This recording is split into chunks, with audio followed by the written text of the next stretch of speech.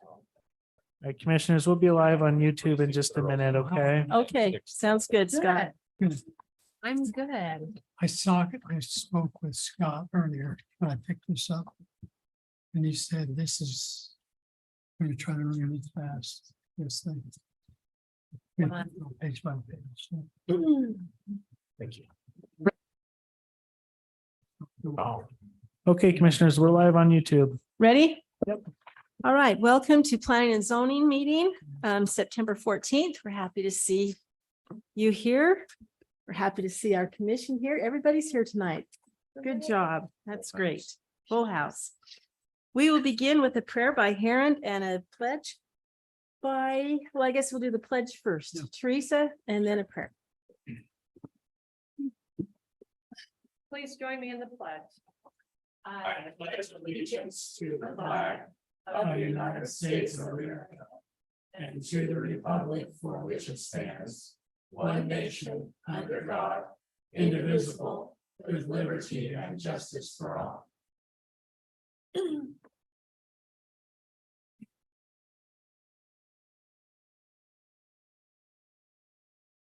Our Father in heaven, we gather tonight as a planning commission for North Logan City and grateful to be able to meet tonight and discuss things that are pertinent and important to this city.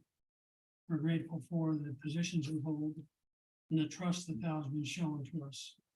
We pray that thou will guide us through this meeting, that we might make the decisions which will be beneficial to the city and the citizens.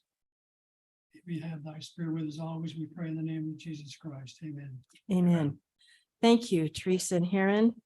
Scott, thank you for the heads up that it was a little chilly last night in here. It's actually warmer today than it was yesterday. I was gonna say, I think it Council feels good. cold. Good. Yeah, we were all What it's shivering worth. last night. Yes, we never know if we're gonna sweat to death or freeze to death, but we're glad to be here. All right, we need a motion to adopt the agenda for tonight. Everybody's looked at the agenda, hopefully. So moved. Seconded. Okay, Gavin moved and Kenny seconded the motion to adopt the agenda. All in favor? Aye. Any opposed? All right, the agenda is adopted. We have two sets of minutes. It's actually three, but. Oh. It's. So the third one, I thought I would send you one day and I just sent it out today, realized I hadn't sent it out. Oh. Monday. July 13th. Well, I got June 22nd. And I thought I looked this afternoon, Marie, but I'm.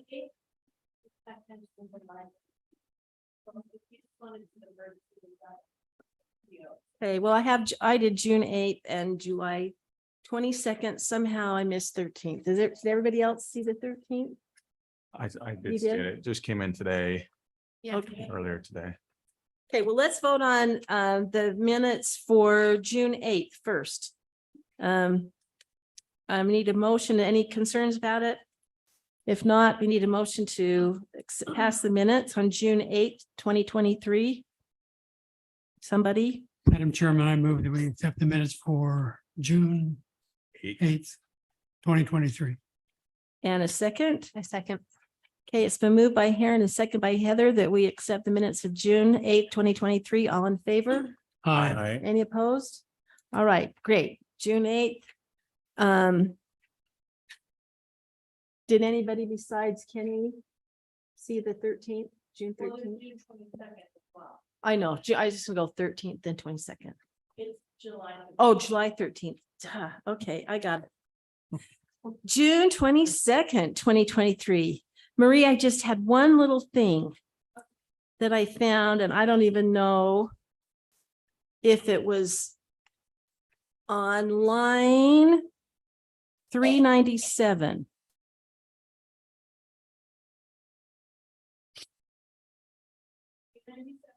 Yeah. Okay. It says, as there were further public comments. Yeah, just need to have no in there. Yeah. I thought maybe we needed to have that in catch. there. Okay, anybody have any other concerns? All right, we need a motion to accept the minutes of June 22nd, 2023. So moved. Seconded. All right, Devon moved and Heron seconded. All in favor? Aye. Any opposed? Okay, those minutes are good to go. July 13th, can we do next time then? Is that okay? Okay, since Kenny's the only one that's read them. So everybody go back home and look in your file, July 13th, we'll do. Okay, let's move on. Scott, any follow-up issues from previous meetings?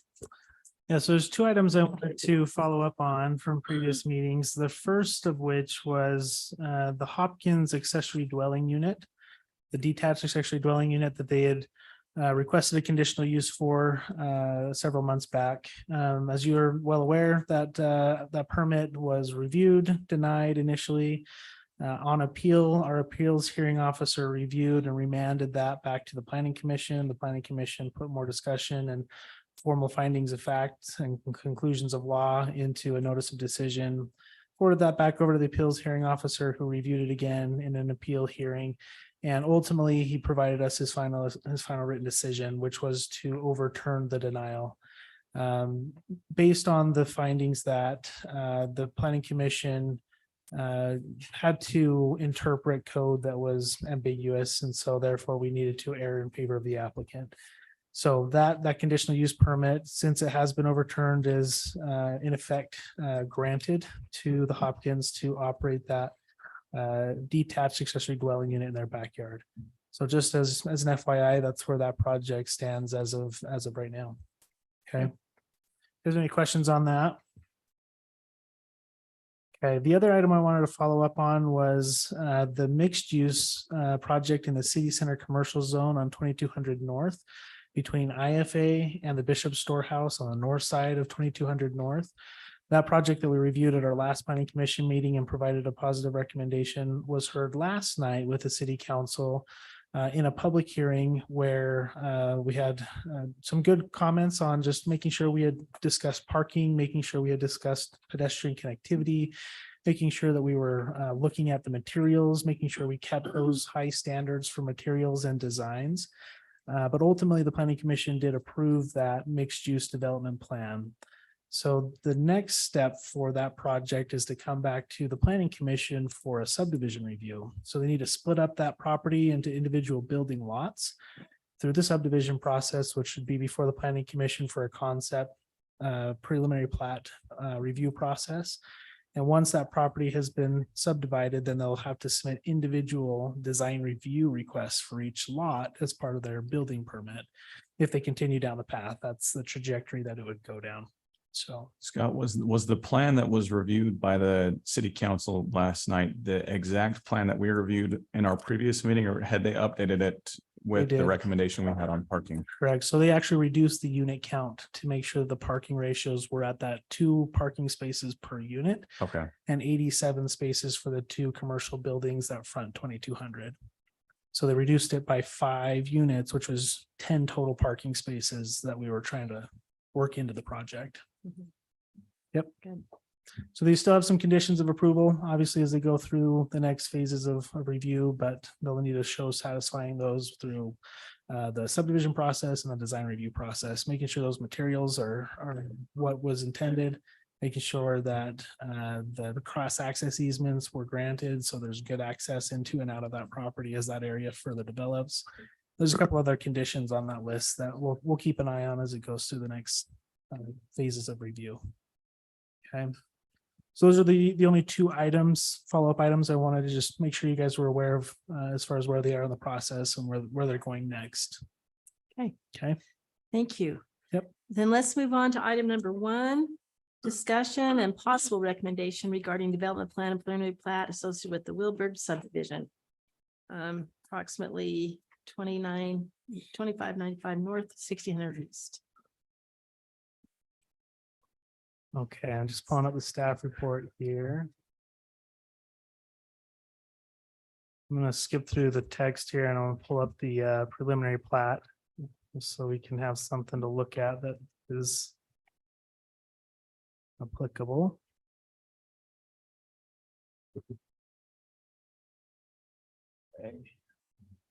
So this is the preliminary plat and the development plan for the Weiberg subdivision.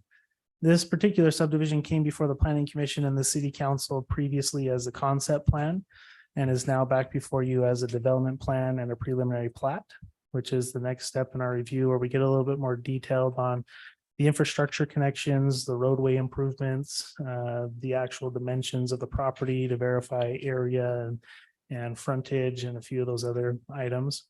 And for this particular subdivision, just as a reminder, the total project area, the total parcel that is being divided is a total of 3.4 acres. It's in the 1 acre residential estate zone.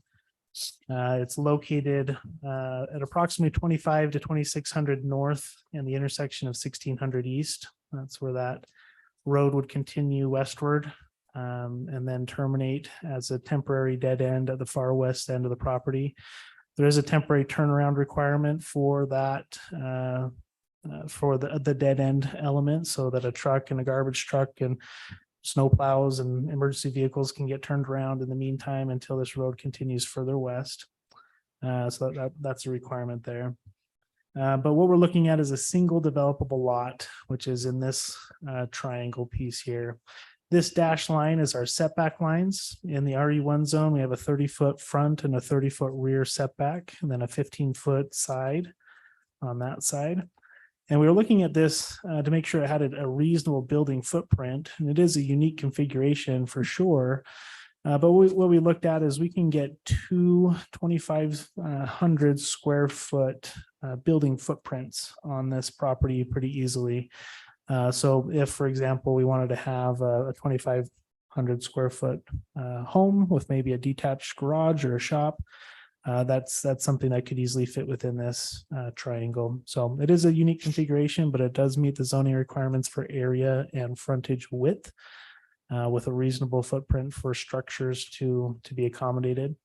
The city will be extending water lines through this area as well as sanitary sewer lines.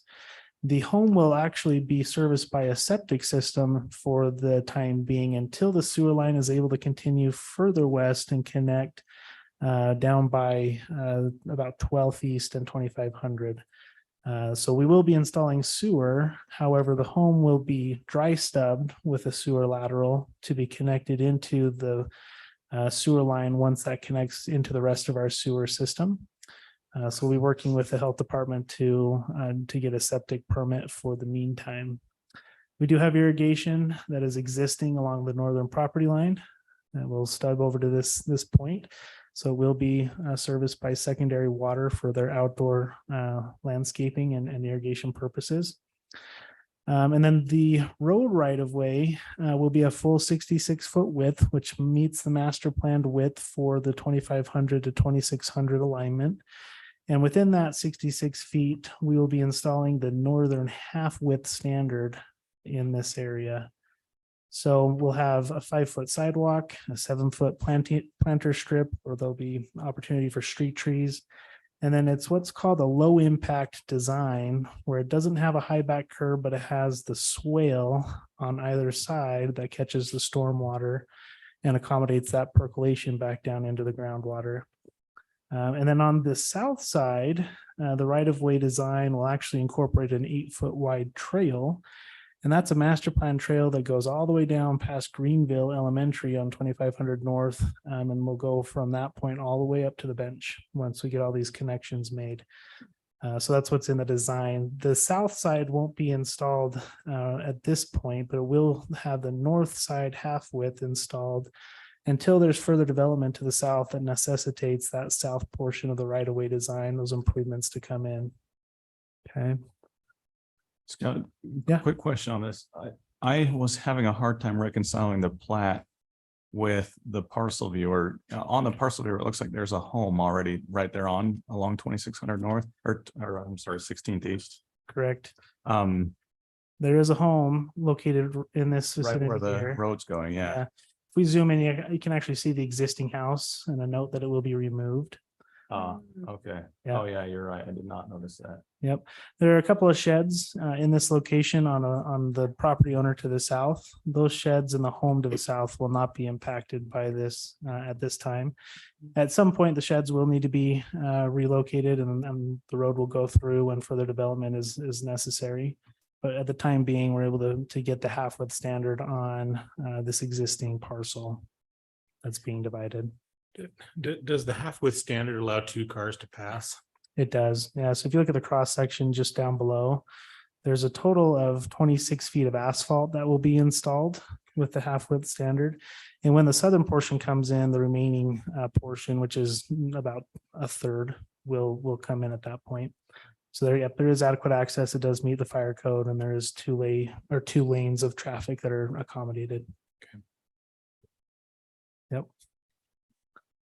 Let's see.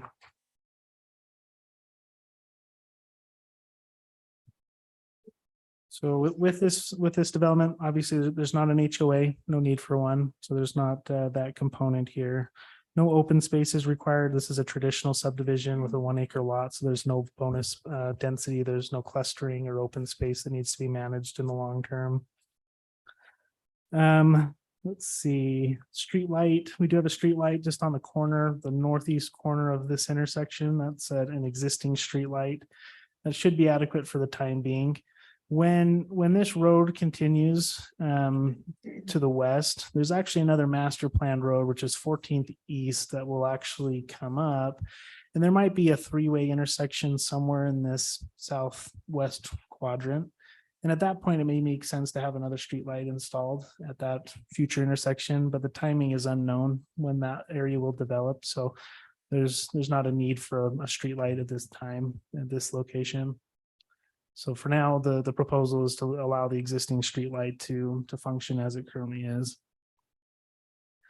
I think that's kind of the nuts and bolts as far as water, sewer, secondary water access and area width of meeting the zoning minimums.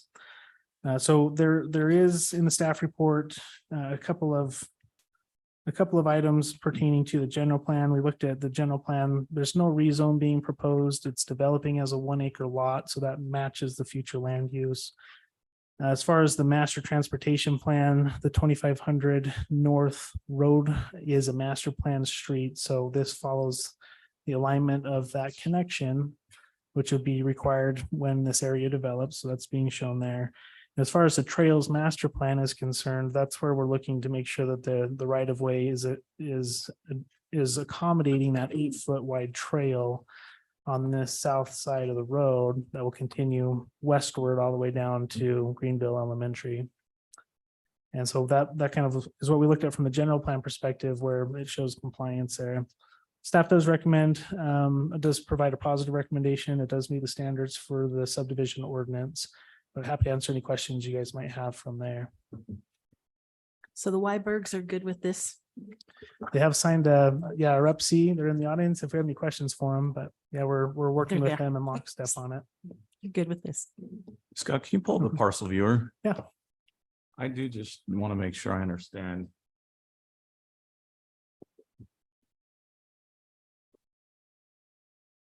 In the parcel viewer, at least, while you're pulling it up, I'll ask my question here. It looks like for that road to come directly west from where it currently is on the east side of 16th East, it will run into the parcel to the south of this Gordon Alley's parcel.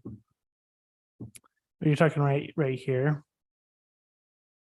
Yes, so 04-055-0007. If you just drew a straight line from 2600 north to the west, it's going to run right into that adjacent parcel, is it not? It will. When the full width of the road is installed, it will impact this northeastern corner of the property. Yep. So what we're doing is we are making sure that the road aligns in a 4-way intersection, which is the safest, most efficient way to get an intersection. And so in order to allow for this road to go straight west before curving down and eventually tying into the western stub, There's a gradual slope and radius that comes over. And then we're able to get the half width standard on the north side of the property line. But the full width of that right of way will invoke this northern portion of this parcel. So the city will need to work with this property owner to acquire this sliver of land to allow the full width right of way to go in when we need to get the rest of the road connected through. But for the subdivision, adequate access is provided on the half width standard. And we see that with a lot of subdivisions where we're sharing a boundary line or we're putting a half of a road through for the time being to accommodate development on the north side, and then on the south side, when that property owner is ready to develop, then they install those other half of the right of way improvements. Yeah, no, you're correct. For that road to continue direct west before it curves down, there will be some work we need to do with this property owner to acquire some more land. Okay, thanks. Okay. Any other questions, commissioners?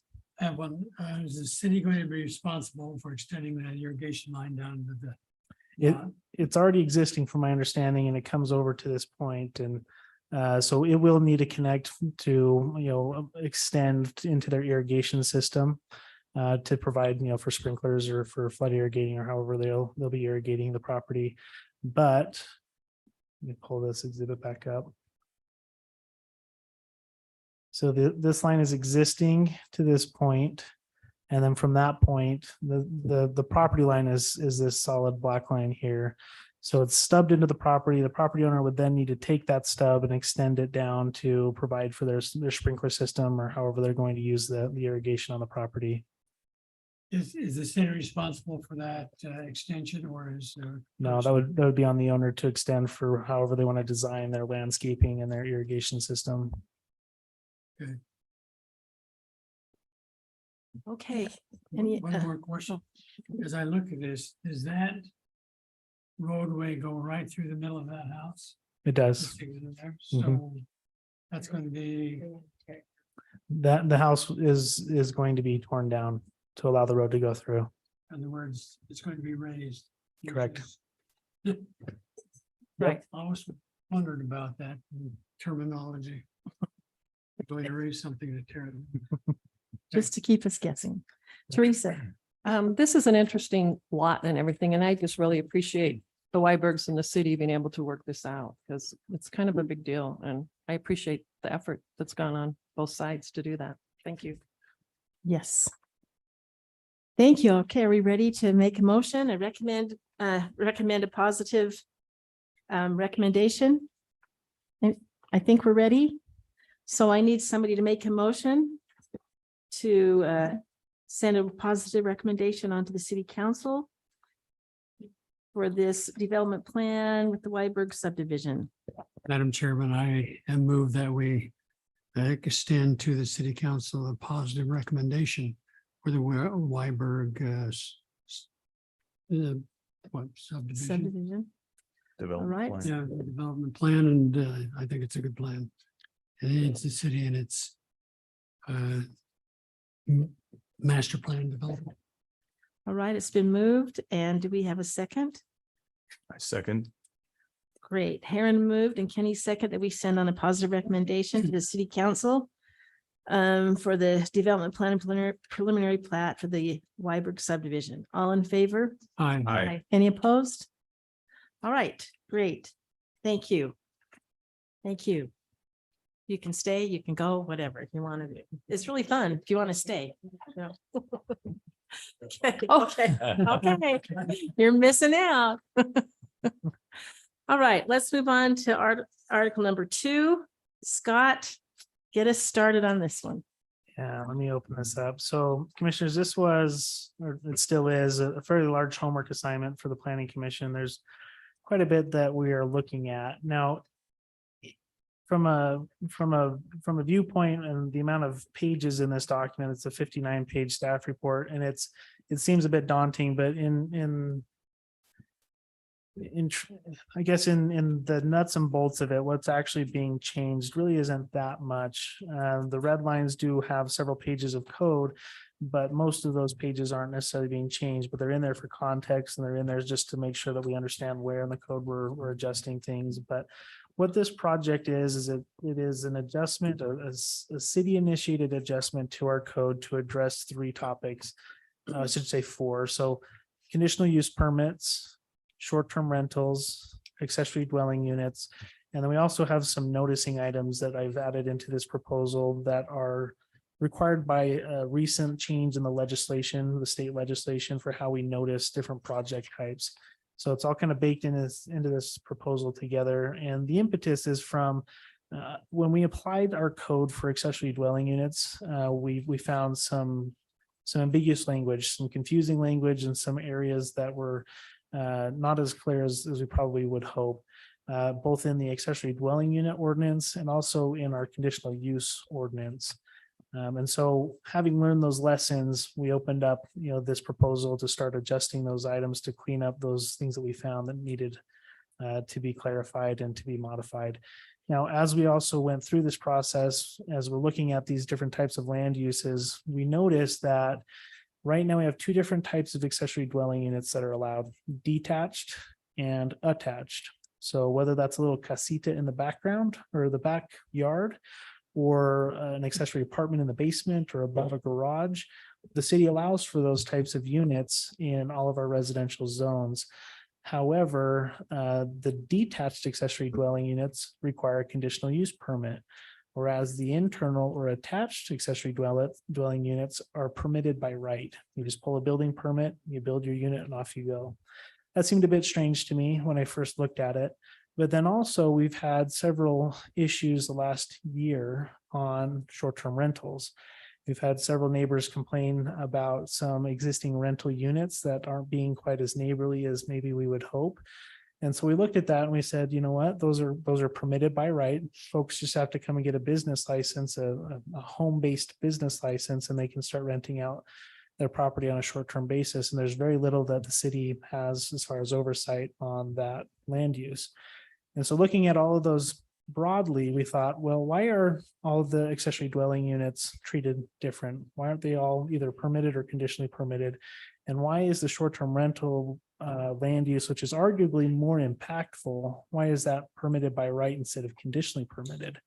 As we started thinking about this, we had some contentious discussions here in the Planning Commission. A lot of folks came out and spoke against short-term rentals and needing more oversight and some regulation on that. But then we also had folks come out at another meeting that were very in support of short-term rentals and wanted to protect their ability to do so. So we've heard both sides of the argument here in the community, and I think that there's a way we can accommodate both, but do so in a way that is not going to be overly burdensome to the neighbors. And we can kind of keep a better idea as to what's going on. Some good neighbor policies kind of baked into the standards. So in a nutshell, what the proposal does is it changes the uses so that all accessory dwelling units, whether they're attached or detached, are permitted by right. However, there are standards and there's still permitting that has to go with them. And we changed the short-term rental from simply permitted to conditionally permitted. So we're not taking away the property right, but we do want to be able to at least look at it before we issue the conditional use permit. And that goes out the door. That's the crux of the proposal and its most basic explanation. There's a lot of changes throughout the code, a lot of red lines, and we're changing some definitions. We're moving some language from one section to another to accommodate these types of changes. But the thing that we came to at our last discussion was, should we try to protect accessory dwelling units from being short-term rented? Is there best practices out there that we need to be aware of? Is there something that we could do to allow for short-term rentals and accessory dwelling units to live symbiotically and protect the intent of accessory dwelling units as affordable housing stock in our community, which was the original intent of the state legislature in opening up that allowance statewide? Or is there, let's take a look at that. So that's what my homework assignment was over the past several weeks. And I have a few things I would like to discuss with you, just broad policy to see if there's anything that you guys believe is beneficial, And then I also have a recommendation as far as where I think we should probably take it, or at least what I think is a reasonable approach to address those questions. So what I'd like to do, I've agendized this as additional discussion and possible recommendation to city council. If you guys are comfortable with the direction, or if you think it's going in the right direction, you could make a decision to forward a recommendation on this. But it's also somewhat of a work session item because there's some kind of open-ended discussion I'd like to have with the planning commission as far as your thoughts on some of these ideas. So one thing as we jump into this, and feel free to stop me at any time to discuss. I provided the planning commission with some homework because it's quite a lot to wrap your brain around and quite a bit to kind of conceptualize. But I put together this list, and admittedly I did use ChatGPT because I wanted to really quickly scrape the internet and understand what is being done in the world of land use and planning with regards to protecting accessory dwelling units from all being short-term rented. What is going on? What policies have communities throughout the United States addressed or adopted to do so?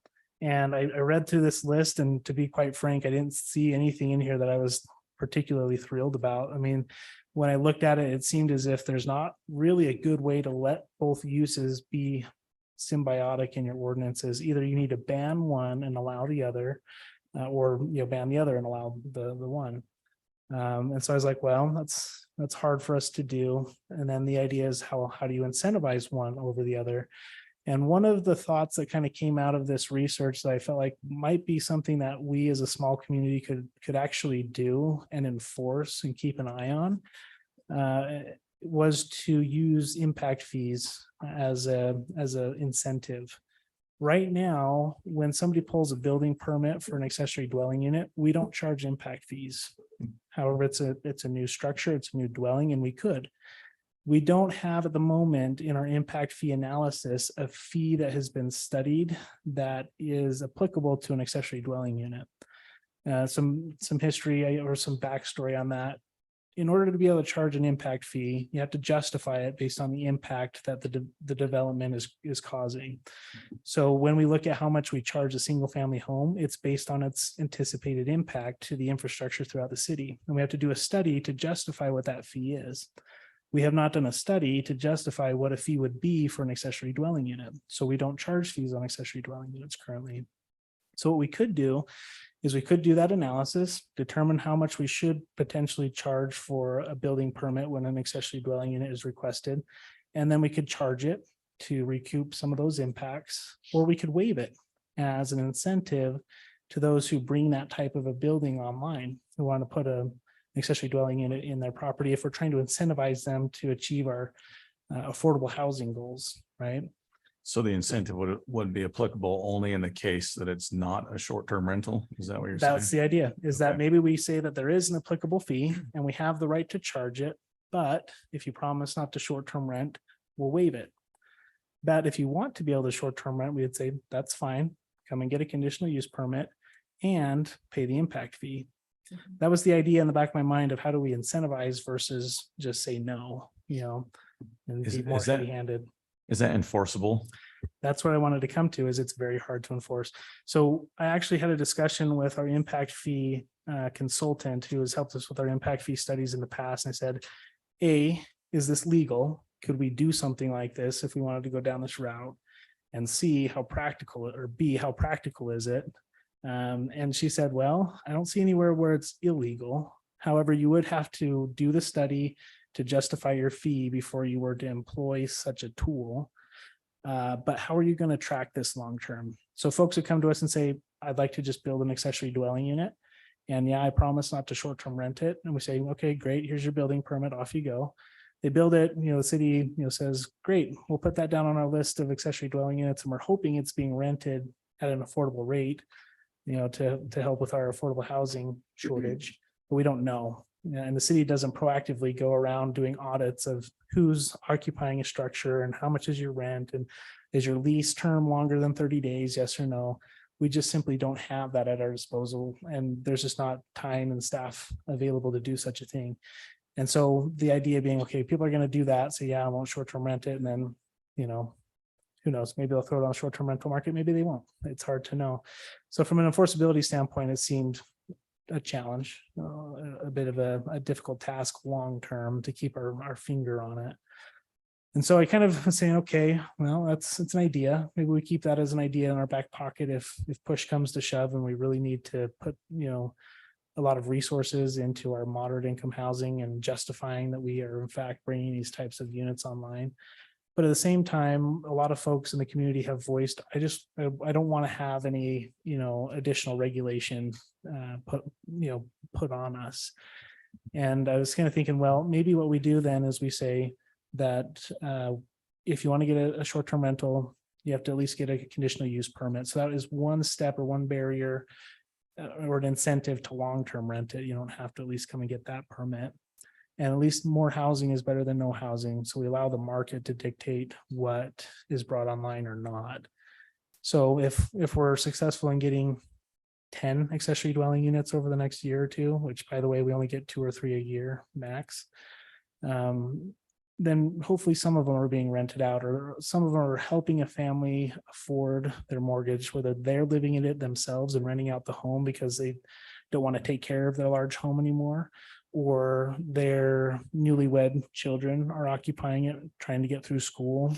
At least it's a dwelling unit that is coming online, that the market will then dictate how it's used. And the motto in planning is any housing is better than no housing. And maybe we say for now, we'll keep an eye on it. We'll allow for these units to be developed.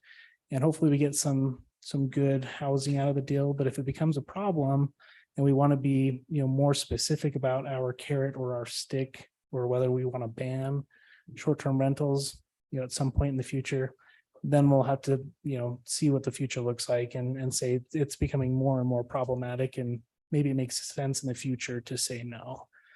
That's kind of the thought process I went through as I was kind of thinking about these things, because a lot of these tools and strategies are very geared towards large municipalities with big budgets that can put together these housing programs. They have housing authorities. They can put together these grant opportunities and these financial incentives and public-private partnerships. It's just not something that a community of our scale is going to be able to administer and try to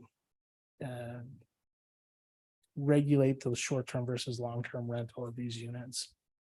So all that being said, I know it's kind of just blurted all out there, but I think what my recommendation, I kind of mentioned this in the staff report, is that for now we wait and watch. Instead of saying we're going to ban short-term rentals and we're only going to allow for long-term rental of accessory dwelling units, we wait and we watch and we see, are these things being used only for that purpose? Are we seeing that our issues are becoming exacerbated, or is this really not that big of a deal? And more housing is better than no housing. Kind of keep an eye on it, but we also know in the back of our pocket, there are some tools that if we really wanted to employ and get creative, then we could. But at the end of the day, we also have to be realistic in our ability to implement and enforce. Otherwise, there's really no point in instigating something that we can't follow through with. So that's kind of where my mind has kind of rested with this for the time being. And to be completely honest, I haven't had time to fully devote every energy and thought into how do we creatively solve this problem. But for now, I think it is what we need to change in the code to fix some of the issues we've had this past couple of years, especially this last year that I've been here, address some of those big holes in our code, and then make it so that these uses are a little bit more in alignment with their impact. Short-term rentals, I believe, are more impactful. So let's make it a conditional use permit. Accessory dwelling units, whether attached or detached, I view them the same. And if we're going to permit one by right, let's just permit both of them by right. And let's not have a separate process, especially a process that is more legislative in nature, where we're requiring public hearings and notices, and we're going through these processes that are typically reserved for legislative decisions, not administrative decisions. So that's where the proposal is now. And there's a couple of things that I'd like to talk about as well with regards to second kitchens, buildings that kind of look like accessory dwelling units, but aren't actually being utilized as a separate dwelling, but more like bonus space for the primary single family that's residing on the property. So we'll get into that here in a minute, but do you guys have any questions or thoughts on that? At least that process, the thought process that I've been going through and the general intent of the proposal as it sits today? Go ahead, Teresa. I don't really have a question on, does the city know how many accessory dwelling units are in the city? I have started taking it, I've been tracking them, at least for the last couple of months. Everyone that I've heard of might have an accessory dwelling unit. I put it on a list. And it's not a way to kind of track and find who's maybe doing something they shouldn't. Let's try to tell them no. It's more of we as a city have to report to the state our affordable housing, otherwise we get penalized. So we want to be able to find these, say that they exist, perhaps bring them into the fold, so to speak, and say, look, state, we are trying our best to allow for these types of dwelling units to come online. And here's what we know. We just need more data. And as the proposal sits now, we would be able to at least have an eye on when some of these things come in and whether or not the intention is that they're short-term or long-term rented. Okay, and then the follow-up. And so I think, and maybe I heard this wrong, but so short-term rentals, people can apply for that, but there are things happening in our city that they haven't applied. Is that? Oh, yeah, right? there's short-term rentals that are out there that I'm sure have not been a problem. And we haven't received any complaints But they haven't gone through. and they the haven't gone through the process. process. Yeah. And some just don't know that there's a process there. And some are just like, I'll go through the process if I'm ever, If I get caught. or asked to do so. But that's true of any community in the US or really the world. So, go ahead, Gavin. So an accessory dwelling unit, so if there were a vacant lot and someone were to build a home. And what would make a basement space or an above and an attic space, what would make it an accessory dwelling unit? That's a very good question. I started to have that thought myself because we have homes. I see them all the time because I review all of our building permits when they come through the door. Along with many other folks that review those types of permits, but I look at the floor plans, I see generally what folks are building. And you see basements that have a second kitchen. They have all of the elements of a defined dwelling. They have a sanitary space, a sleeping space, and a kitchen or a food space, so to speak. So they have those, and that technically meets the definition of a dwelling, and it could be separated off, and somebody could live there without accessing the rest of the home and be just fine. And so part of what I've done in this process is separate the use from the structure. Because just the other day, for example, I was reviewing a pool house, and the pool house had all of those elements, but it was clearly not intended to be a separate dwelling, though it could be. If they really wanted to rent it out on the short-term rental market, it would be easy for them to do. But I know the intention is that it not be, and that it just be maybe some guest space. And maybe when grandma comes over for Christmas, they can put her out in the pool house where there's a nice bedroom and a bathroom and a kitchen. But that doesn't necessarily mean that it's an accessory dwelling unit, because our definition of an accessory dwelling unit is that it is available to be rented to a separate unrelated family on site. But there's still a separation between single family and multifamily, because that property is still owner occupied. The primary owner still resides on site, as opposed to two unrelated families living in either dwelling unit that are not the owners of the property. That's a duplex, that's multifamily, and that's not allowed in these single family zones. So what I've kind of thought about was, well, folks might want to build a basement with all these elements that look like an accessory dwelling unit, but how do we differentiate it to? And what I've known in the past, and I know several communities do this, they require for when you want to build such a thing that they submit a second kitchen covenant, which is basically a document they sign at the time that they issue the building permit that says, we recognize you have separate living space that could be identified as a dwelling unit, but we promise we're not going to use it as such. It's a second kitchen. We recognize that there's a kitchen and those elements there, but we won't use it for a separate unrelated family to reside in that space. And we would say, okay, great, off you go, build your beautiful home, have your little, living space in the basement. But we understand that there's not going to be two unrelated families living in that structure. What they can then do, if they want to then classify that as an accessory dwelling unit, maybe they put up a partition wall, or maybe they lock the basement door that enters. So it's separated as two separate dwellings.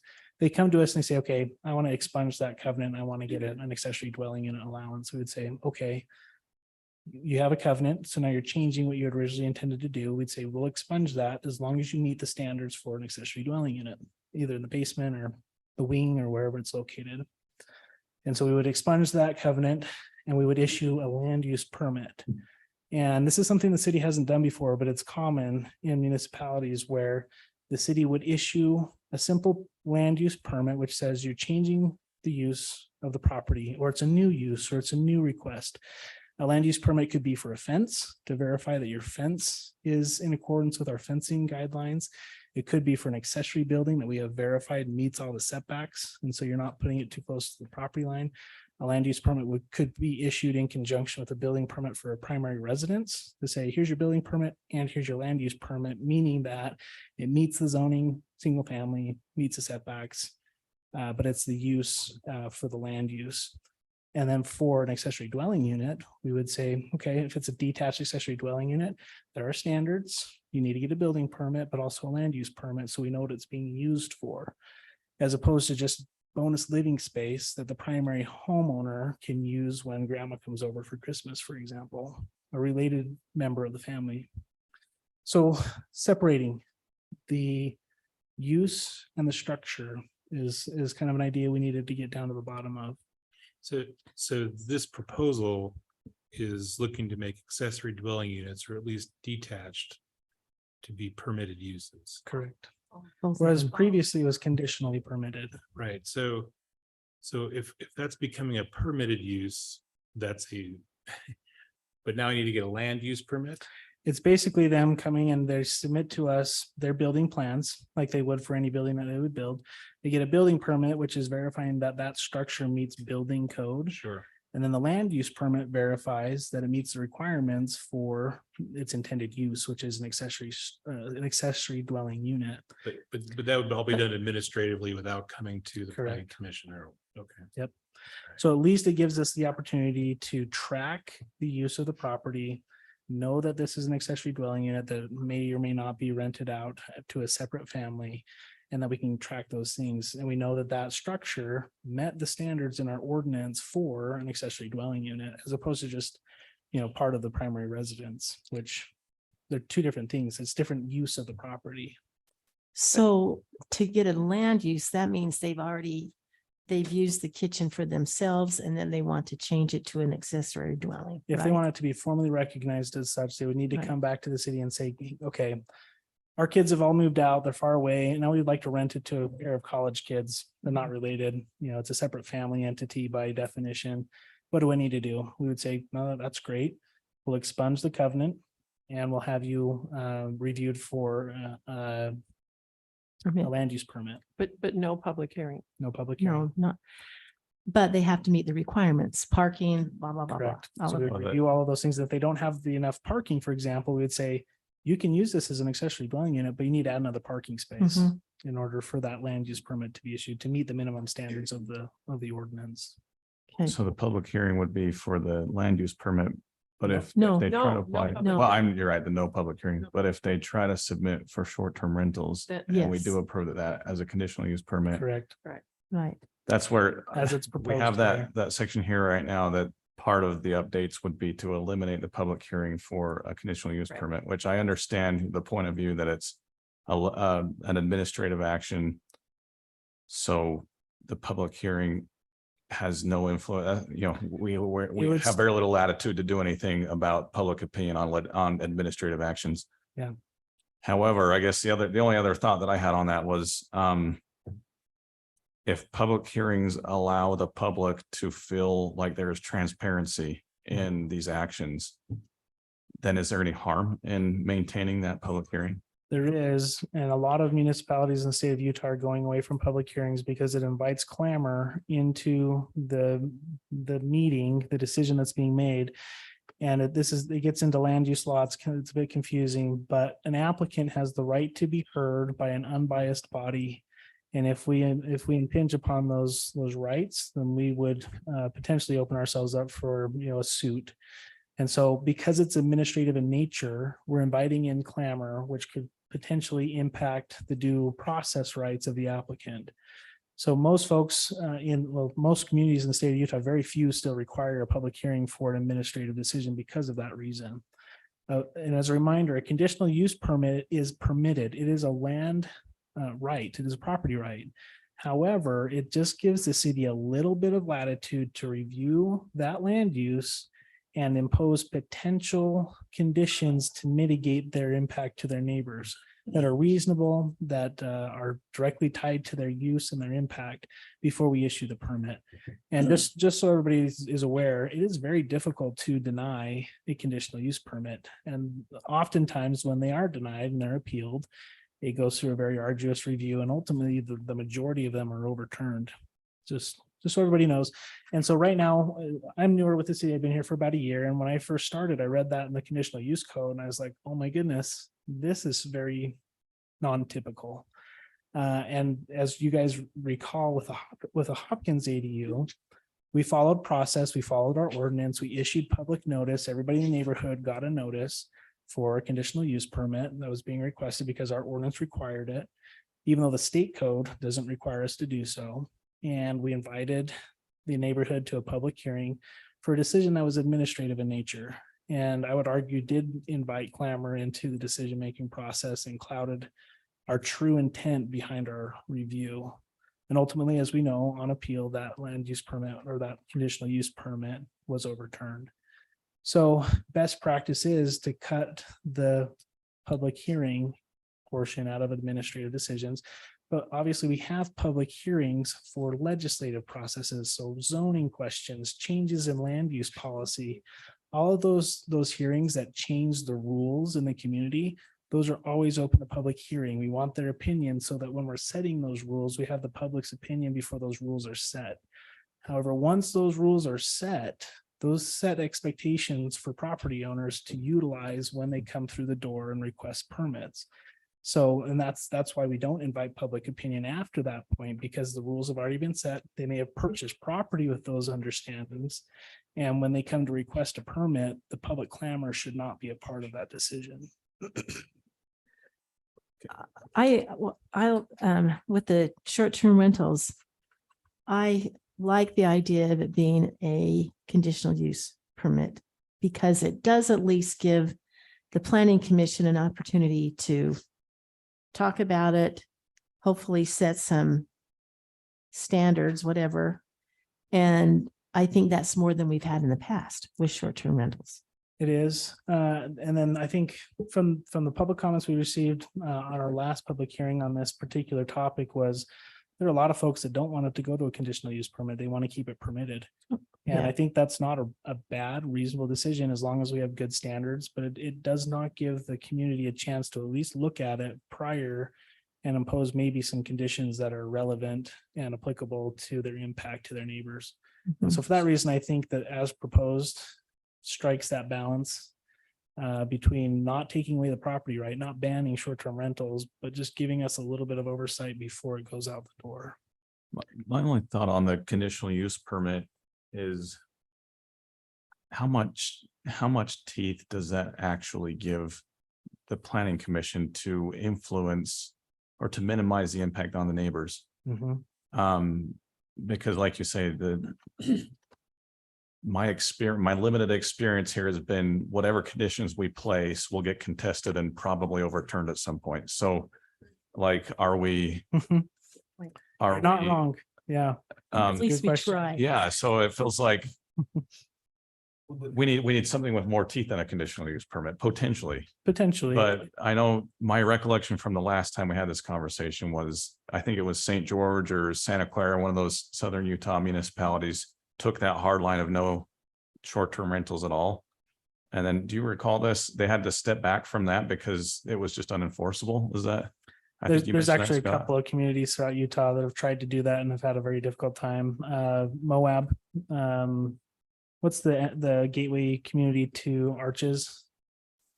I forget that community name. Isn't it Moab? Well, there's Moab, but there's one that's right at the entrance to the national park. I forget. Oh, Torrey and Capitol Reef. It's not Oh, Capitol no. Reef. Okay. Is it a? Harriman, Hurricane that's close, but it's a That's different one. Oh, St. George. Springdale, Anyway, Springdale and Springdale. Vines. Maybe that's the one. Vine.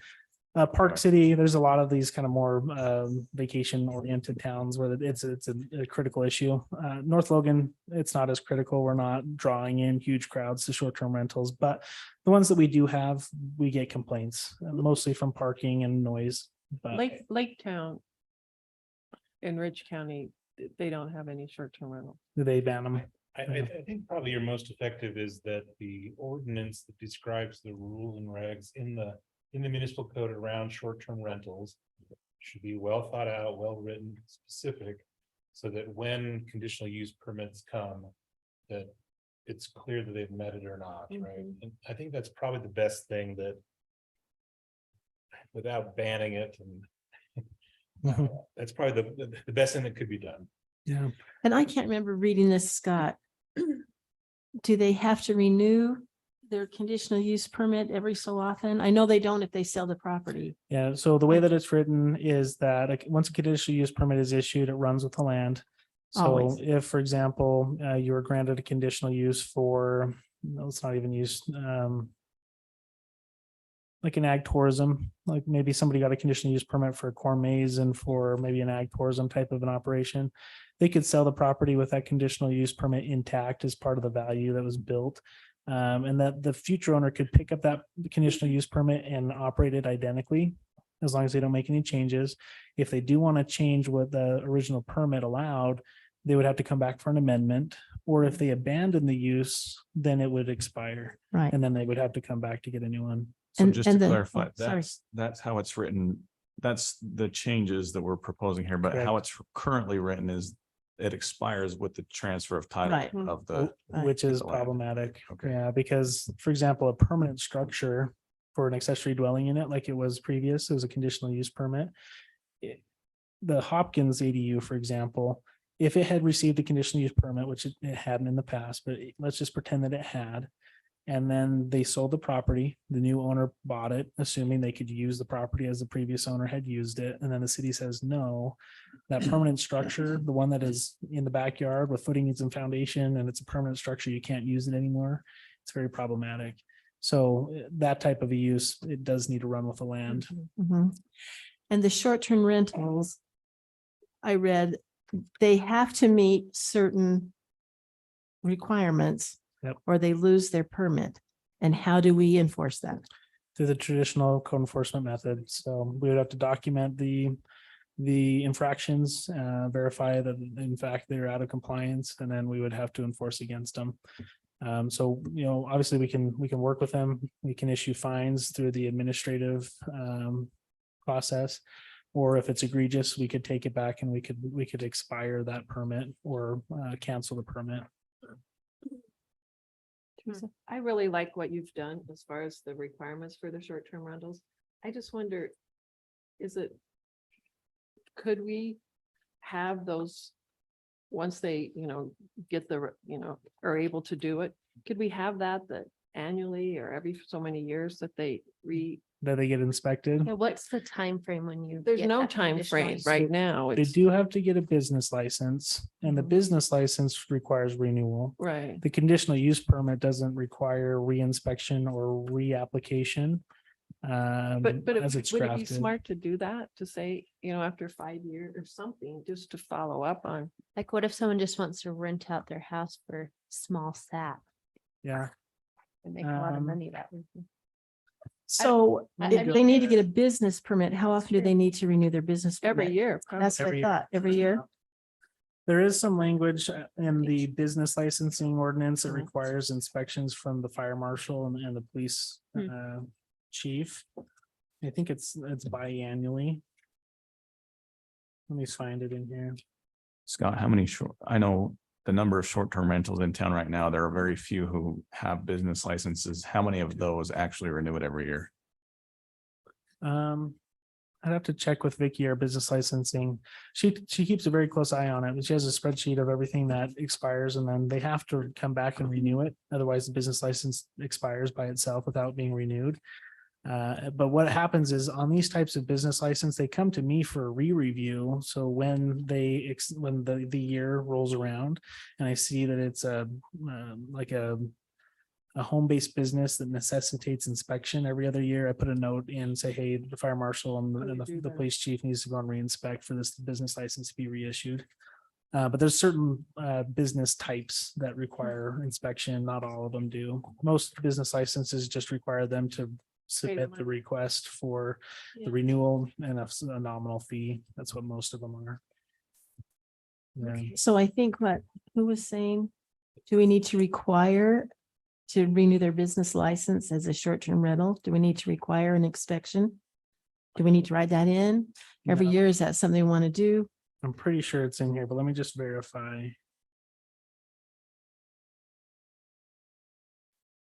I can give you a Well, it page number says, here. in a you know, second. at number 7 there, it says that the business license fee, I mean, it says in there that they have to, you know, renew, it's on page 45. But Yeah, it's, but, it says an they ins- have to do it and Yeah, And I'm saying require an inspection to renew their Yeah, business I- license. I- 45. page 45. I just know in Logan, they have, you know, if you have apartments, you have to get a permit and every year you have to say, I still have this many apartments. I still, you know, I haven't changed what I've done. And I don't know if that happens yeah. when these apply for their business license, there's a place that says, you know, I still have this many, you know, I still rent this many people, this many I don't know. Go to page 48 of the staff report. 48. Oh, it's 49. I said, it says 40 page 45 and Are we 55 looking on from one the- and 49. on Yeah, the it's pages for the exhibit and pages for the overall document. Okay, well, it's probably confusing. in the bottom right corner, it's pages 48 and 49. Yep. It's a short term. So this is the requirements for short-term rentals, Mhm. and number 5 on page 48 says each short-term rental shall be inspected as follows. So the building department inspection and the fire department inspection, that's upon issuance of the conditional use permit. At the very beginning. So when they first are being permitted, they have an initial inspection. But then in number 6, each application for a license in this section, wait, nope, sorry. I think it's actually 7. I where it read that? says They have to, 7? you know, pay the business license fees. I mean, it kind of Yeah. says you have to do that. Oh, sorry, B5B. Each short-term rental shall be inspected as a condition of initial permit issuance and Oh, and every other year too. thereafter prior to the business license renewal. And Oh. is that only related to the Okay. fire department? That's only the fire department, yeah, and it's just verifying life safety. Mm. That's what they're doing. Now, we could require that community development does an inspection to verify that they're still within their conditions of their original permit. So they haven't added on to the structure, they haven't, Increased. increased whatever. The population. condition. Yeah, so the parking that was required. I mean, the failure mode, to borrow from my work, but with if the conditional use permit is given and it is, it's harming the neighbors, the path that is going to go is going to be, they call code enforcement.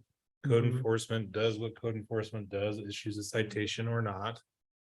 And if those citations, if there's sufficient severity or number, then it could pull the conditional use permit or business license. So I don't know if I think, I don't know, adding other enforcement mechanisms are going to be sustainable. Again, I think if you look at if you look at page 48 and 49 and you say, this is what we require of a short-term rental, if there's anything that we should require of a short-term rental because we believe it's going to cause a problem, and we would want to have that as a reason to issue or not issue a conditional use permit, it should be in this list now. Well, that's my question. Do we think that we need to add? Do we need to say this needs to be inspected every year, not just the fire code? That's my question. Yeah, what would you be inspecting? to make sure parking's right, make sure they're not renting it to more than the lot of number of people that are there. Maybe I don't making know. it That's, 8 bunk So beds I'm kind of on Gavin's side here. I think that once an initial inspection is done, we verified it meets the initial requirements. Life safety has been addressed, fire detectors, those types of things from the fire marshal have been addressed. Then they operate. And if it's a problem, then And we're it- aware, right? And we could go go. by if the complaint, neighbors, a if the complaint. neighbors complain, Uh-huh. then we go in. Well, and I think You- that you want to protect the renters too, the short-term rental. So, and that's maybe where I would just think language to protect them, because a neighbor may just be annoyed with them. So they're going to call. Why aren't you doing anything? Yeah. So just like to protect their rights too. Yeah, Is that why we want to make sure everything's in here to say like you're overreacting, like you're following every policy they have. parking, Yeah, I don't know. you just and don't that'll like kind of them. come down to code enforcement. So for example, if we get a complaint, we'll inspect. Or we'll go and we'll do a visit and we'll verify whether or not it's an issue. Or if the neighbors, take a video and say, hey, here it is, 1 a.m. They're outside having a kegger. Yeah. It's good evidence for us to be able to enforce against. Maybe Um, police But no, city. in our community, we do get some complaints when there's egregious issues, but we are not a community where we have like 1,000 short-term rentals like Park City or Eden. Some of those recreation resort types of towns. I worked in Weber County and we had a couple of people that had us on speed dial and would complain every time someone was parked in the street. And that's what I wondered. Yeah, Like, And you can go all the way down the road in the Weber County ordinance. There's a provision that requires that complaints not be anonymous. And if the complainant is a repeat, somebody who's calling with frivolous complaints that aren't substantiated, we can ask them to please cease and desist. So it kind of Mhm. protects both ways. We're not at that point. We don't have that quantity of complaints, and I don't know that we need to add that in, but you're not wrong. We want to make sure. I it's was thinking safe. that with the Hopkins situation, Yeah. like the similar people complaining. And so I don't know, I think we just have to be aware of that. Yeah. Yeah, and the things I would worry about if my neighbor had a short-term use permit would be parking, noise, number of people, health and safety. And those are all addressed here. I'm trying to think of what would be the next thing? What would be the next thing that would frustrate me as a neighbor? And It's noise, it's garbage, it's parking, it's occupancy. Those Garbage. are really the biggest things. And this, just so you understand, these requirements are very streamlined.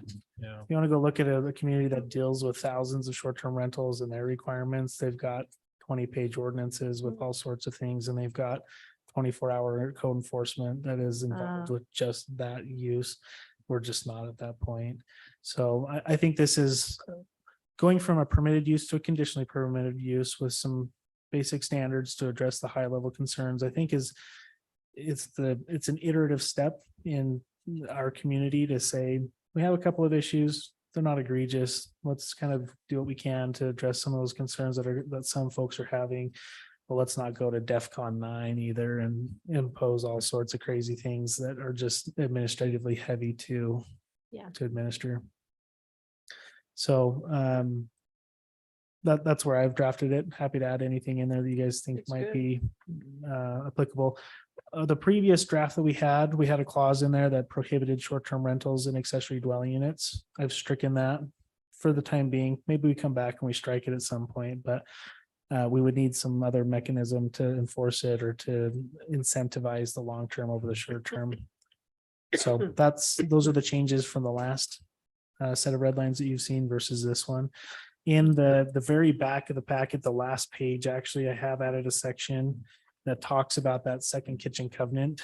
And I've actually already drafted up a couple of those covenants. You might have seen them in the folder just to get pen to paper on what that looks like. But what this does is we don't have any standards for single family homes anywhere in our code, which was interesting to me. And actually, we can't limit much on single family housing based on state code. We can't tell people what their house looks like. We can't impose certain architectural requirements unless it's through like a master plan development where it's part of their entitlements. So on a paper lot, somebody who just buys a lot in a subdivision, we can't then tell them when they pull a building permit what their house looks like. We can have some very basic requirements. And so what I've done is I've added a section for this to put this second kitchen covenant somewhere. And what page are you on, Scott? This is the last page of the packet. So this is page Last 58 and page. 59. Because I read it. I can't remember where I read it. Yeah. So this is just a new section, very, very basic requirements for single family homes. 1A says you have to have your home on a permanent foundation. Basic building materials that are required. A minimum eave projection of not less than 1 foot.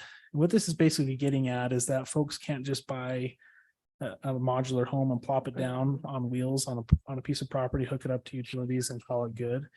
Now you can use modular homes, but it needs to be attached to a permanent foundation, it needs to be permanently attached to utilities. It have to have these basic elements of housing. It has to have a minimum width of at least 20 feet. And it kind of gets down to, we have single family zoning for a reason. We're not going to put a modular home on a piece of property on wheels and then call it good. And I was surprised to not see this anywhere in our ordinances, to be frank. But then item number 2 is where that second kitchen covenant comes into play, where we say single family is single family. The zoning anticipates single family. And so if you have elements of your home, like a second kitchen or separate living space that looks like a secondary dwelling, we want you to just go ahead and indicate that you won't rent that out to a separate party until you go through the appropriate permitting process for a formally recognized accessory dwelling unit. So they submit the covenant, okay, great, off you go, build your home. But if in the future they want to change that, we can expunge the covenant, have them go through the permitting process to be recognized as an accessory dwelling unit. Okay, so that's in addition to this proposal. Scott, can I just, I'm still churning a little bit on this short-term rental thing. Help me understand. Yeah. Let's say we get 10 ADU permits this calendar year, and all 10 choose to use those in a short-term rental scenario. Do those still, can we still use those ADUs as progress towards our moderate income housing goals? We And- will, and we if will not, how is that indicate to the enforced? state that we have permitted X number of accessory dwelling units, but we won't indicate what their use is. Yeah, Because at the moment we permit both, whether they're long-term or short-term, we're just giving the property owners the flexibility to choose how they utilize that dwelling. At the end of the day, they're all unrelated families, whether they're staying for 2 days or a year. You know, that's what we're getting at, is that it's not multifamily. But yeah, that's a good question. I would like to keep an eye on it as time goes forward, because if we only see short-term rental out of accessory dwelling units, I think that's problematic. I know a lot of folks want to keep that availability and that flexibility with the assets that they own to be able to quickly change from short-term to long-term or vice versa. And so we've heard that in some of the public comments. I do like the idea of making sure that they're long-term rented, but it's a difficult task to do. I don't think we're equipped yet to do, at least the idea I had. We would have to go through the impact fee analysis, identify a fee to be applied, to then put it as a tool in our tool belt, which we could do if we thought it was becoming more problematic. And we say, well, this is an idea to incentivize these to be long-term rented instead of short-term rented. Let's go ahead and explore it further and implement it. We could then, say we've had a poor success rate on long-term rental and we're only seeing short-term rental. Let's change our policy. Let's start charging impact fees for accessory dwelling units, but we'll waive them for long-term rental, folks that promise to long-term rent them. But if people still want the ability to short-term rent and they're willing to put a little bit of money on the table, then they can pay those impact fees, get their conditional use permit and continue operating a short-term rental. That's kind of that next step. I was kind of thinking if we wanted to go that route, but maybe as I've kind of proposed right now is we'll wait and see. We'll keep an eyeball on it and we'll see where it goes from here. But I am concerned about it. Dan? Yes, Teresa. I thought I read this and now I can't find it. But concerning short-term rentals, if somebody's requesting a short-term rental and they live in an HOA that doesn't allow them, does the city trump the HOA covenants, or does the HOA? It No, seems like the HOA covenants do, but it doesn't. I thought I read that somewhere Yeah. about somewhere in here. but I there's didn't know a, if it there's a was just short- section, you're Was not it wrong. short-term rentals or was it just outdwellings? No, you're not wrong. It's in the short-term rental somewhere, but it basically says that the owner has, the onus is on the owner to verify they don't have restrictive covenants that would prohibit them from short-term renting. Okay, I thought I read it somewhere and now I can't find it on those two pages, so it must be somewhere else in here. And even if it's not spelled out specifically, it's still a requirement. I mean, you can't transgress your private covenants Okay. just because the local ordinance says you can do something. So our zoning says you can do something, but if your private covenant says you can't, Then you can't. then you can't. Okay. And if you get a permit through the city and you start operating and you're in violation of your covenants, then your neighbors can sue you Okay. and they can enforce those. I just private thought I read covenants. something in here and now I Yeah. can't find it. So. And the same thing applies with like detached dwelling units too. Many covenants in places don't allow a second structure. so- Yeah. However, the state has basically forced HOAs to allow internal accessory dwelling units. So HOAs cannot prohibit internal EDUs. That's a recent legislation change. So those restrictive covenants, Internal. internal, but it doesn't extend to external. So if your HOA prohibits ADUs, they can prohibit the casita in the backyard, but they can't prohibit the basement apartment. So somebody in a HOA could have two people living in there. Depending on the configuration, yeah, and depending on the covenants. Okay. Mhm. Scott, is there anywhere, and I'm sorry, I haven't read this, is there anywhere it specifies the number of occupants compared to the square footage? It does, well, not, 1250. it's not a square footage, it's a per thought it- dwelling, it's like a bedroom. I thought it said 2 people per room plus Yeah. 4. Oh, you're talking about the, Is that what you're talking you're about? talking Yeah. about, which one are you talking about? The accessory or the short-term rental? Because the short-term rental, The- there was a 1250 or Mhm. half the size or. Yeah, something. that's still there. Yes. The occupancy for the short-term rentals on page 48. Says Yeah. The maximum occupancy for a short-term rental property shall be no more than 2 people per bedroom plus 4 people. Mhm. A property's maximum occupancy may be reduced due to a property's parking constraints. Repeated violation of the maximum occupancy is grounds for license violation. So if they only have one parking space, they're not gonna be able to get up to that maximum occupancy. Mhm. Yeah. Yeah. And Yes, Gavin. I just want, so the land use permit, this would be the first instance of such a thing. Yeah, and I'm planning to roll it out to other things as well, because, for example, folks call us and ask us, hey, can I put in a fence? Yeah, sure, here are the requirements, and then we just hope they do it right. But they say, well, can I get that on writing or paper? Can you just give me an approval? I said, well, we don't have a formal process for that, but most municipalities have just a basic zoning clearance letter or a land use permit, or just a nod from the land use or the community development or the planning department to say that as you are proposing to use your property is in accordance with the ordinances. So people that want to put a shed on their property, even if it doesn't require a building permit, we say, well, here are the setbacks and hopefully you abide by them. Yeah. They can at least give us a basic, I'm gonna put it 3 feet off the property line here, or 5 feet or whatever. We can say, okay, yeah, that meets the standards. Here's your land use permit and off you go. And then that protects them from a neighbor who would say, look, I don't think your fence is correct, or I don't think your shed meets the setbacks. And they say, well, here's the land use permit. And the city verified that I've done this, and it's just kind of low hanging permitting just to verify that things are right on some of these things. And we see this quite often in other communities that North Logan just doesn't have a process for yet. And I know that the definition section, oh, no, it is. So is land use permit added to the definition section? I don't know that it is. That's a good question. Hmm. I'm pretty sure it's not actually. And I can easily, grab a Probably. definition and put it in. Just being a new thing. Yeah. Another item that we don't really issue a land use permit on, but I think we should, is signs. We have a sign permit process, but I'll kind of merge that in with a land use permit. When people ask for a sign, you do issue a land use permit. There isn't a definition for building permit either. There's but- not. No, that's a good catch. I'll add one. That's I think beneficial. It would be good to have both of those. Right. Yeah, Mhm. just to say what one is and what the other one is, yeah. Yeah. Good catch. So Dan, did we still want to go through each of the high level bullets in the summary, or have we covered all those already? I'm happy to. I don't know that it's beneficial because they were very outlandish and I don't think the city has resource to even consider them as viable options. We can, I So thought it's just so much better than we had. yeah, I don't know. Where did I Very have good. that? I've, Yeah. so I, Yeah. can't even answer your question. These bullet permits under the summary, I've scanned through them all.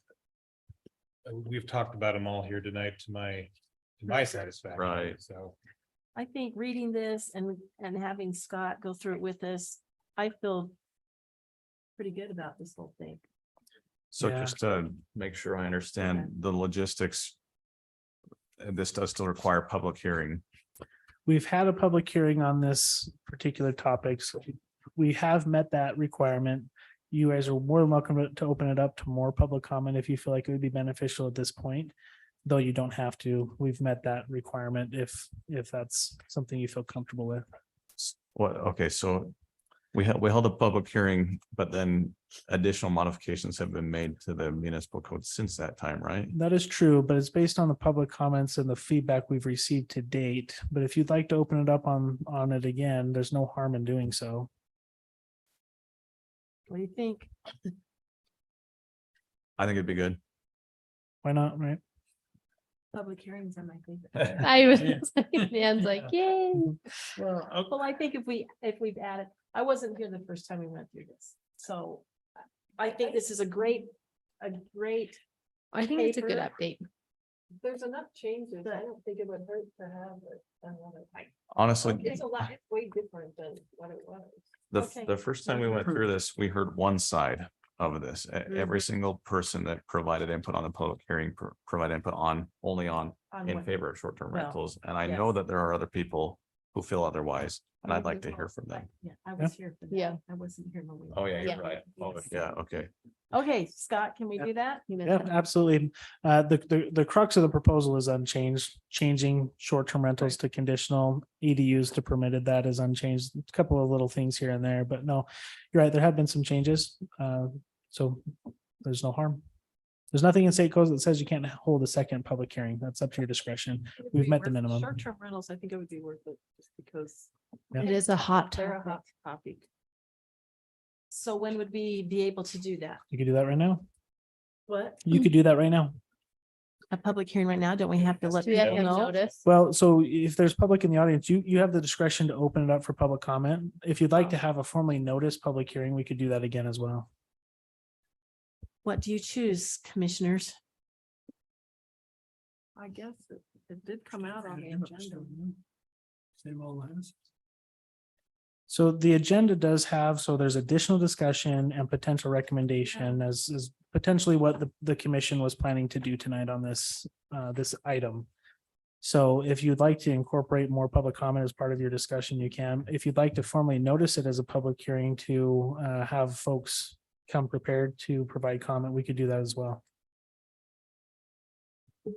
Does What- this packet go out? I mean, would this packet be available online so people could comment to the new version? Yeah, or- we haven't typically put it on like a depository on the website for folks to pick up, but we do make it available in the office or available upon request. If anybody's interested, it's always available. Well, I know, I know that people, if you say there's a public hearing and here's the topic, they're gonna come and want to speak regardless if they've done the time to read Yeah. the 59-page staff report. Sure. So it would be nice if it could be others. So if somebody wanted to be informed, they could spend the time at it. Is there a Yep. way to provide a link? Yeah. So they could just Yeah. link to it, so then you don't have to print it or share it and I then it think just both goes is a right. good idea, Yeah, we could do that. because some people don't know how to use a link. Yeah. That's okay, they can get someone to help them. Well, but then they'll complain. So I think if you have it available in the city office and the link, that would cover everybody's. I just wonder if that'll be easier for some people not. to have It's, to yeah, follow. we're happy to make a copy for anybody who would like a copy, a physical copy. They can stop by the city offices. We'll get it to you. We'll happy to email it out to anybody. I can make a link on the community development website to make it available as well.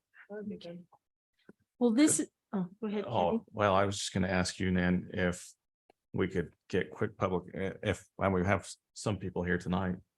Get quick public input now and then evaluate after that if we wanna. That's Go good further. for me. Sure. Everybody okay with that? Yeah, that's. We're great. Okay, We love. our- I don't have my rules for public hearing. Do I need to state them all? Just make a motion to was- open the public hearing. and then- Okay. yeah. We need a motion to open the public hearing on discussion on this recommendation regarding the city initiative zoning text amendment to the North Logan Municipal Code. Can you? John? Yeah. If you'd like a comment, you could please come to the microphone and give us your name, and you have 2 minutes. I moved, Okay. we open the public hearing. Oh, and so Second. moved by Kenny, We second have by 8 Heron Second, third and fourth. and Heather, No. all in favor? Aye. Okay. If you'd like to make a comment, we'd love to hear it now. For 2 minutes. Yeah. Well, you've only got 2 minutes, so talk All right. fast. First, I just want to say I appreciate the discussion. I thought you guys have definitely looked at all the issues and really thought about them, so I really appreciate that. I hope that I'm not the only public person talking here. I'd love to see you guys open it up and let people come be prepared to talk about it. My concern that I have, I'm one of the people that are more concerned about short-term rentals, and I know some people have no problem with them. In my particular case, I have a short-term rental that moved in across the street that advertises 28 people, to be able to stay there. And on any given weekend, there are anywhere from 10 to 20 cars. There are 20 to 30 different people there every single weekend. It's like a hotel moved in across the street in my quiet neighborhood. So it has changed the dynamics of our street and our neighborhood. So I would love to see, as you think about the conditional use or what it takes to get that permit, that there is some restrictions on how many people. And I hear, because you did say that it's 2 per bedroom plus 4, but our particular place, and I don't even know how you enforce it, is having more than 20 people, because they have 8 bedrooms and advertise it as 28, and so how do you take short-term rentals and not let them turn into just a not major, but a hotel in your neighborhood?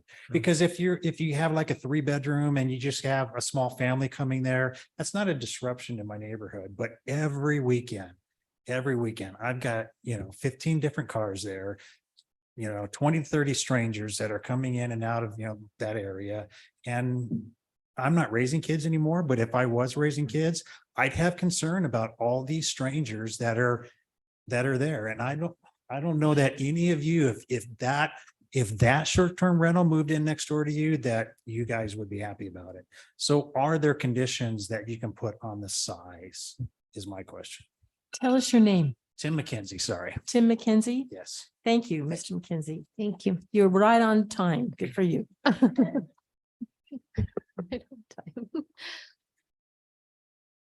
Pauline Johnson. I would recommend that the office have a copy of your formulation. I wasn't able to come to the previous meeting. And when I went to the office, they had no idea where I could find it and stuff. So just a comment on that. I would ask, what is the difference in some regards to a family with extended family staying in the home versus short-term rentals and so on? And then what is your definition of short-term rental? Is that less than 30 days? Mhm. Okay. So that would be my question. And I know you have the parking and the codes and things, but I know it does change, like a lot of the areas are changing in terms of how many people are living in a home and how many cars, some of them across the street from me, they park on their lawn in the winter.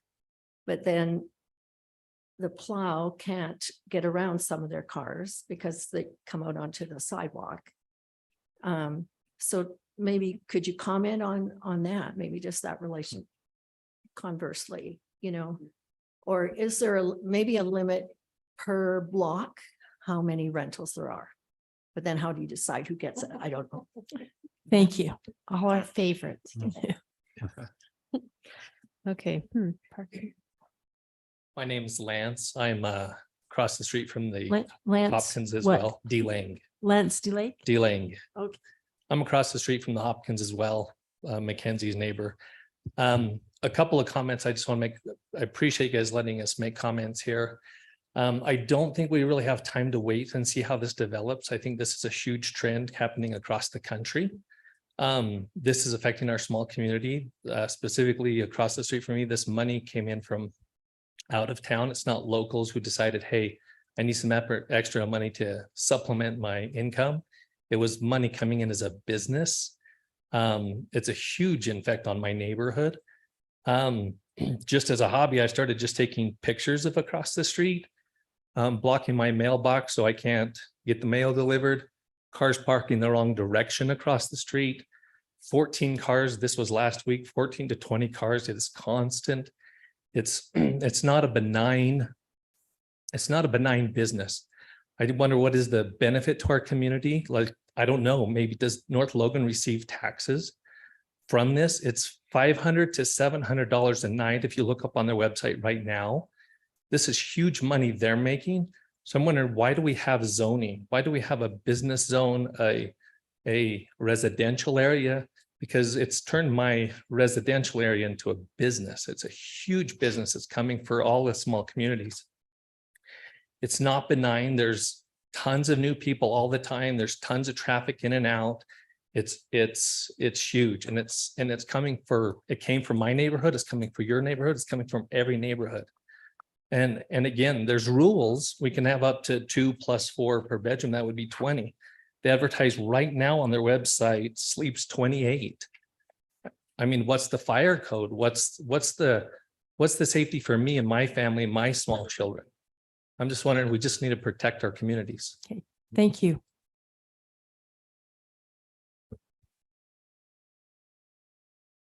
Hello, I'm Tasha Olson. That's Olson with an O. I was also unfortunately unable to come to the last public comment session on this topic, and my comments are going to be a repetition of some of the others that you've heard tonight. But again, thank you for letting us come and comment, and thank you to Scott for hearing us and looking into this matter as it's become a problem. Across the street from me, in my neighborhood on 2100 North, we are a neighborhood of a lot of elderly couples. One across the street from me is an elderly woman, and right next to her is the Airbnb. And we also have several young families, and then this giant house that they advertise sleeps 30 plus. It's been advertised in the past as sleeping 34 plus before they were a little bit more strict on the parking issues. I've had people parking in front of my house and in front of the fire hydrant in front of my house that I've had to ask to leave, and they've been belligerent with me because that's a public safety issue if they're parking in front of the mailbox or in front of the fire hydrant. I've had people walking through my yard as they've parked to get to the Airbnb. I've had 24 cars on one occasion that I remember. And I just worry about the amount of traffic that I get through my neighborhood. There's no sidewalks on the roads, and so people drive quickly, and people are walking their dogs, walking their families. And if these cars are leaving this Airbnb fast, they don't care about the other residents of the area because they're here as visitors. They're not residents. They don't care about the people in the neighborhood. And so, watching out for the traffic, regulating the number of people so that we don't get these groups of 40, 50 in these Airbnbs. Thank you. Thank you. Anyone else?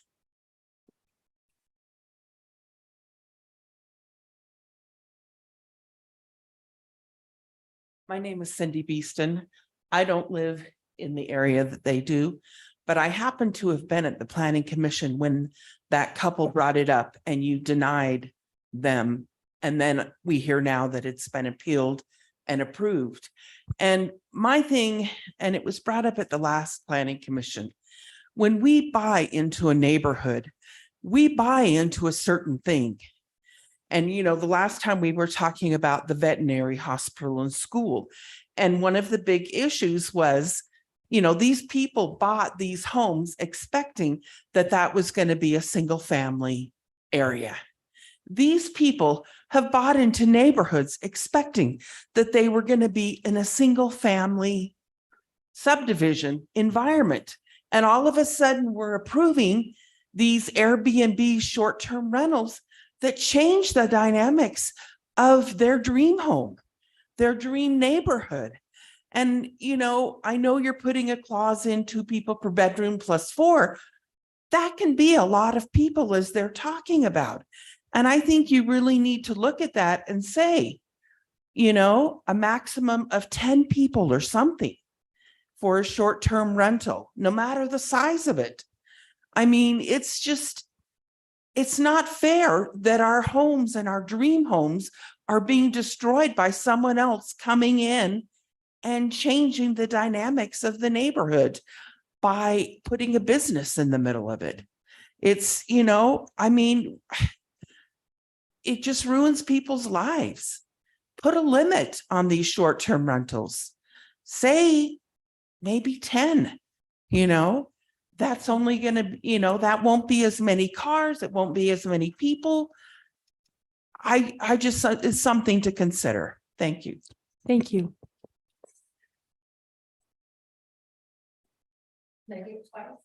Sure, go ahead. You got 2 minutes. It's just a thought. Pauline Johnson. In terms of some of the parking, the fire hydrant and so on, I think that's related to the shortage of police officers that we have. And so I don't know what you guys can take to city council or anything about that, but I think that is part of the problem, is that they're, you know, parking in front of a fire hydrant is not a priority with other safety issues kind of thing. Okay, thank you.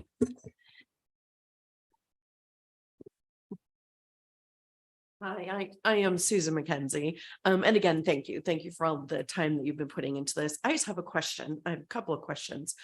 First of all, the new directives that get put in place, whether there's a limit to the number of people that are allowed into the short-term rental on the ADU, will that be retro to what is currently in place, or is it from this moment forward?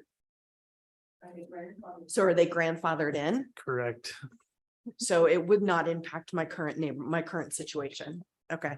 And then the other question that I had is for homes that will be grandfathered in, if the primary home is being used as a short-term rental, the ADU has now been approved as potentially a short-term rental. Could they potentially have 2 short-term rentals on the same property? No.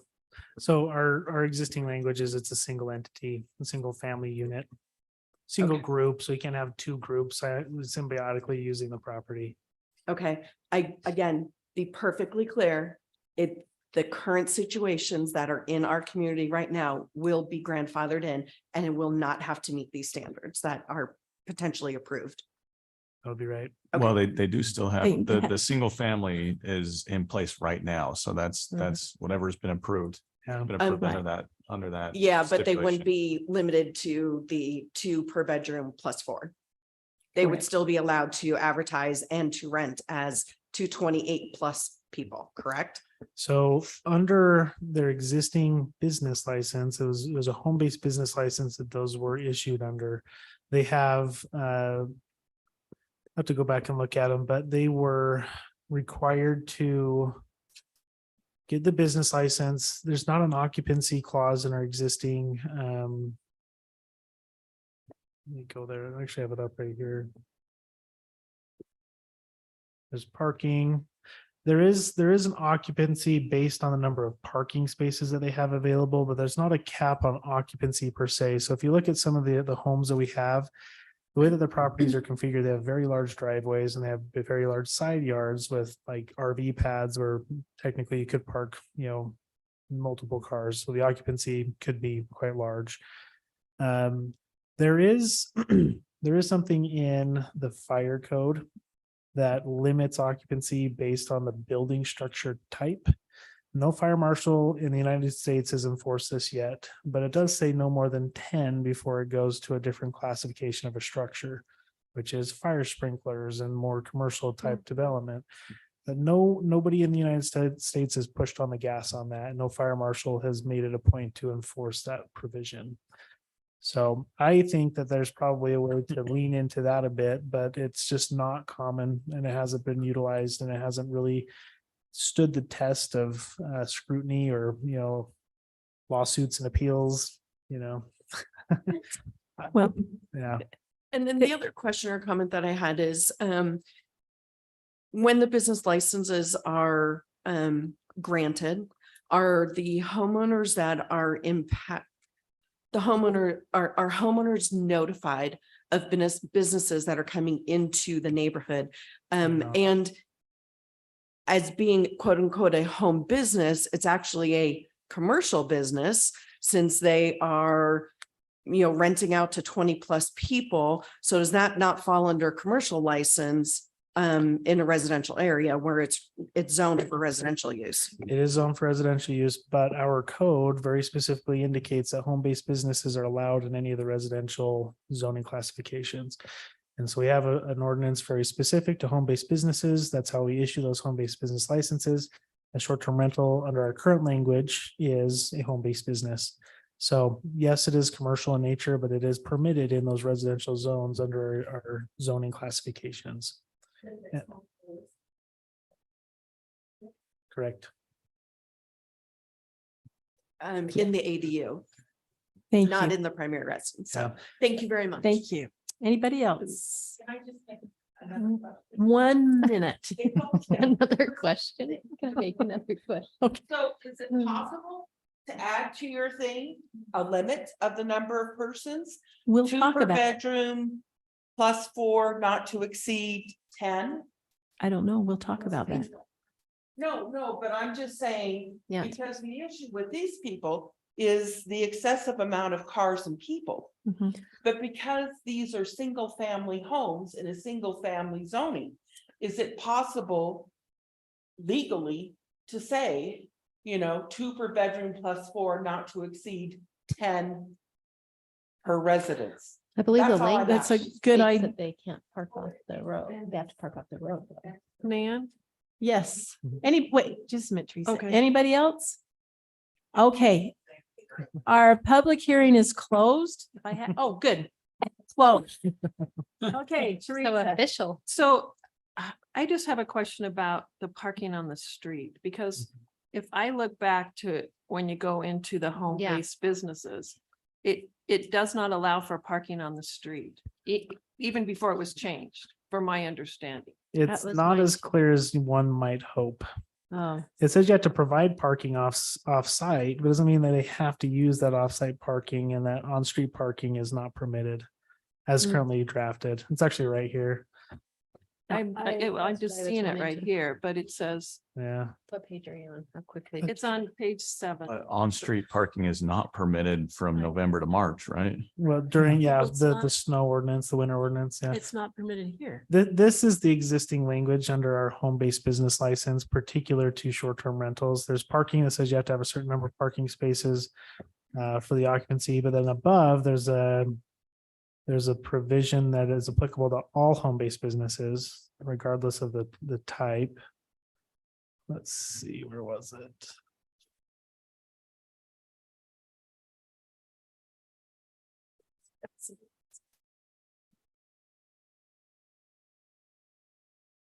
There it is. Let's talk about a city. Any home-based business shall provide at least 2 off-street parking spaces for the use of the residents and at least 1 off-street parking space for each non-resident employee of their work. Must have sufficient off-street parking for the largest number of possible clients that would normally be expected to come to the business. But it doesn't say that they have to use that parking and they are not allowed to use the on-street parking is I guess what I'm trying to get to. It alludes that, hey, you have to have enough off-street parking to accommodate the number of anticipated, patrons, but it doesn't say you have to park. So that's why you've added outside. on line 87 that if they they must be must. kept on site and Correct. off street at Yeah. all times. And I think that languages would be allowable. I know that we've rented before in St. George and we were required per the residents to park on their site and have plenty of cement parking. So I think we could add that language in to deter this situation from happening Yeah. again. And I didn't think it was a big deal as a renter to park in the parking. If you're a Provided. good rule following We are, renter. well, their neighborhood made sure, Yeah. even when you'd pull up, if you were in the sidewalk, they let people know. So I think it's. Well, apparently that's not happening. Well, So in the proposed Which is good. language, if you go to page 48, this is the parking requirement for short-term rentals. This is the draft new language. It does specifically say that all parking associated with a short-term rental shall be kept on site and off street at all times. yeah, I So- think that's, That's in addition to what we have. So that's it. That's- So when they're parked on the street, that's a code violation that the neighbors can Right. call It in. and will be in the complain about. future. It would be in the their future. Permit can get invoked, right? If we're able to prove that it's a recurring, issue and we want to go down the process of revoking the permit. probably like, Yeah, if it's egregious and I think that's important. That helps. So, so I think this is gonna be a hassle with short-term rentals. Well, I think, Yes. I think Yeah. that the number of people, that's always what we hear, when we've talked about this. They over exceed the number of people allowed. I don't know what we can do about that.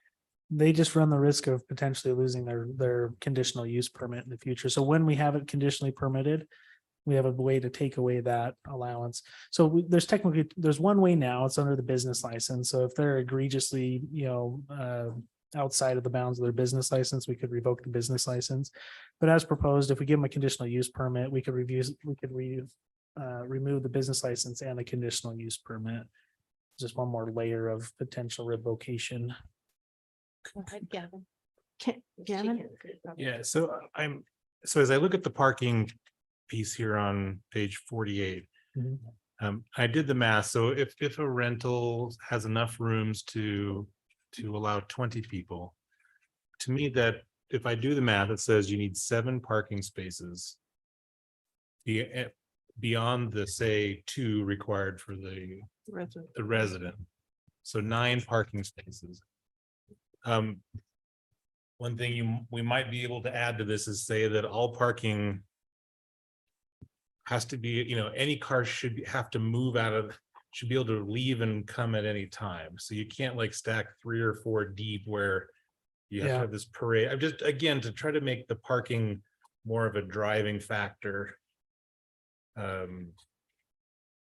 think it's gonna be very hard to enforce. I think the owner would have a very hard time to enforce that themselves, especially if it's not owner occupied.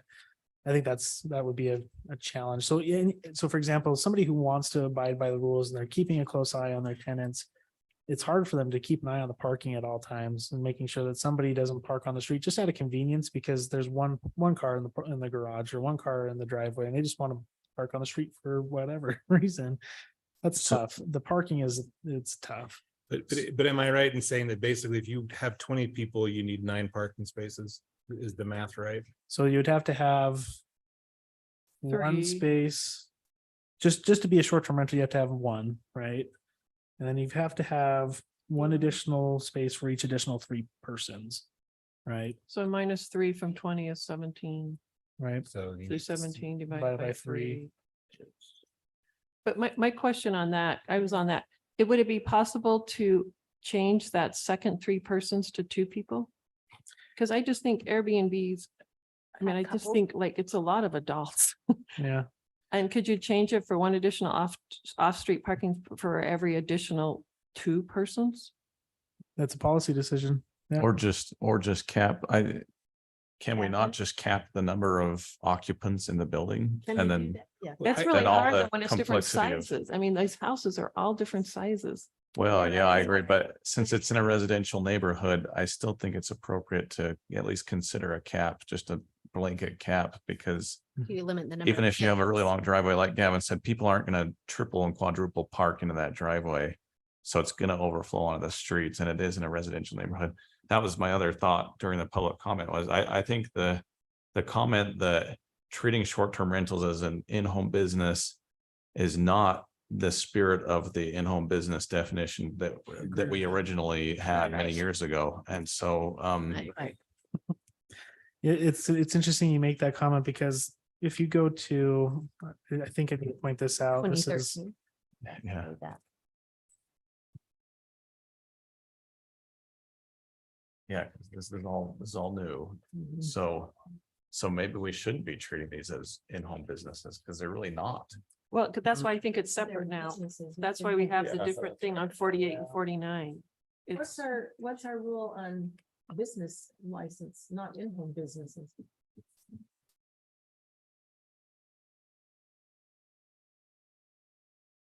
Thanks, Scott. Sitting down here. So if you go to the page 5 of the overall document, so in the bottom right hand corner, page 5, under the home-based businesses, this is the section for home-based businesses. Under 8-501, the very end, what's stricken there, I've said, and do not compromise the residential character of the neighborhood where they exist. Because any home-based business will change the character of a neighborhood. It doesn't matter how small. A daycare changes the character of a neighborhood. You know, maybe a CPA that works by themselves and their home office doesn't, but you know, anybody that has anybody come to that property that is not a member of that household changes the character of the neighborhood. But that's the current code, right? With that, It's out. so then it's like, that is what that in some ways reflects back to what's currently taking place in that neighborhood, which is changing it is compromising the residential character I of agree. the neighborhood. So as code stands now, which is grandfathered in, that specific line does compromise the neighborhood. Correct. If I we want to have some verbiage for the current state. Yeah, so when I read this sentence, I thought to myself, we have a lot of daycares, you know, in Yeah. home-based businesses, and anybody could come to us and say, hey, they're changing the character of the neighborhood. They're out of compliance with your own ordinance. In some ways, those people come and go though, versus coming and parking overnight and having 20 vehicles on the road. When I believe that neighborhood does have, they probably do have enough parking for 10 spots on them stacked up, but nonetheless, Broad anyway, picture. just Yeah, you're not wrong. if we want to get picky. Broad picture, this is the policy decision. Do we allow short-term rentals in the community? Yes or no? In the past, that question was answered and they said yes. And so our ordinances says that they're permitted. Yeah. This policy decision that we're making is we reel it back to conditionally permitted instead of just carte blanche permitted. You know, it does change the character of the neighborhood. Nobody can argue that it doesn't, but So I- going back to Kenny's question, Scott, about Yeah. short-term rentals. Is it legal? Can we cap it? absolutely. I mean, that's a policy decision. You put that in the ordinance and say 10. It's as simple as that, but enforcing it is another question. And I think you'd have a lot of folks with larger homes not too happy about having a 10-person cap if they've got a, 7-8 bedroom home that they'd like to put 20 people in because there's enough sleeping space and they've got a large kitchen, a large gathering area, and they'd like to be able to rent it for such. So the folks that came to our last public hearing and they wanted to be able to allow for short-term rentals, I think that would be a hard sell for those folks to limit it down to 10. Scott, is there precedent for allowing short-term rentals, but as a commercial use and not as an in-home business use? Because I 'Cause kind of it's- agree. These aren't really. It's in-home really not an businesses. in-home business. This section, the way that it's drafted, we've kind of pulled it out. It's pulled out because it's on 48 and 49. It's Yeah. kind of pulled out, but they still are required to get a business license. I think I pulled it out of. Well, the one thing that is still in is that if you go to page 7. Wait, no, sorry, page 5 again. In the bottom right-hand corner, that one line of blue text, I say, with exception to short-term rentals and daycares, home-based businesses shall involve only a minor portion of the residents. So I still am thinking it's a business in a residence, even though the standards for short-term rental have been pulled out of the home-based business section and dropped into the conditional use section because we're changing it to conditional use. It's still a business in a home. So we're still saying they have to get a business license. We're no longer saying it's a home-based business license. It's a business license in addition to their conditional use permit. But it's a business in a home.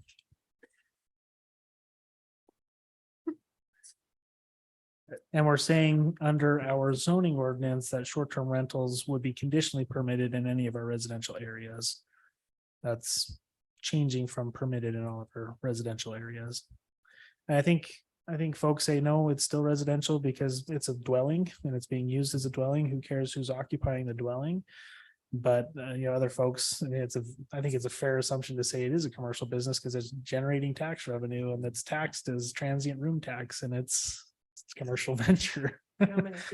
This topic, Yeah, just so you who know, is paying you, that though? you guys are not the first and you won't be the last to try to address this issue. It is a national issue and it is a hard one. My entire career I've been dealing with these short-term rentals one way or another. So, See, yeah. If I tried to tear my house down and build a hotel where I'm at right now, I couldn't do that.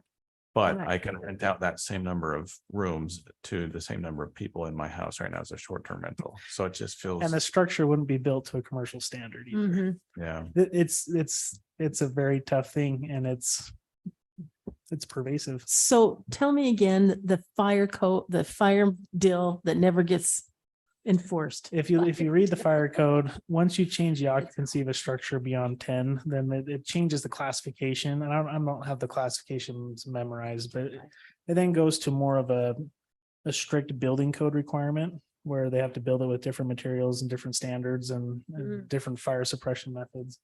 I just know that exists somewhere because the fire marshal, when I was working in Weber County, mentioned that when we were discussing this exact same topic of occupancy and what is safe and what is adequate and how do we inspect these, and all these questions have been asked a million times, but they had mentioned something to that effect, but that no fire marshal has really pushed on that topic, and so it hasn't really been vetted on like a national legal level where a lot of these things trickle up as lawsuits to the Supreme Court and some decisions made that sets precedent, and then we all kind of go off that. This short-term rentals is still new enough. It just hasn't gotten to that point yet where people have said, this is commercial, it cannot be in a residential zone, or this is requiring a certain building type. But the state legislature has taken steps to protect short-term rentals in limiting municipalities' ability to enforce. They basically have said that we cannot enforce based solely off of their advertisement online. So we can't just go on to Airbnb and VRBO and search for properties and then send them a letter to say, hey, you're not permitted or it's not an allowed use. So the Why? legislature has even tried to protect short-term rentals in one way or another. So, Yeah.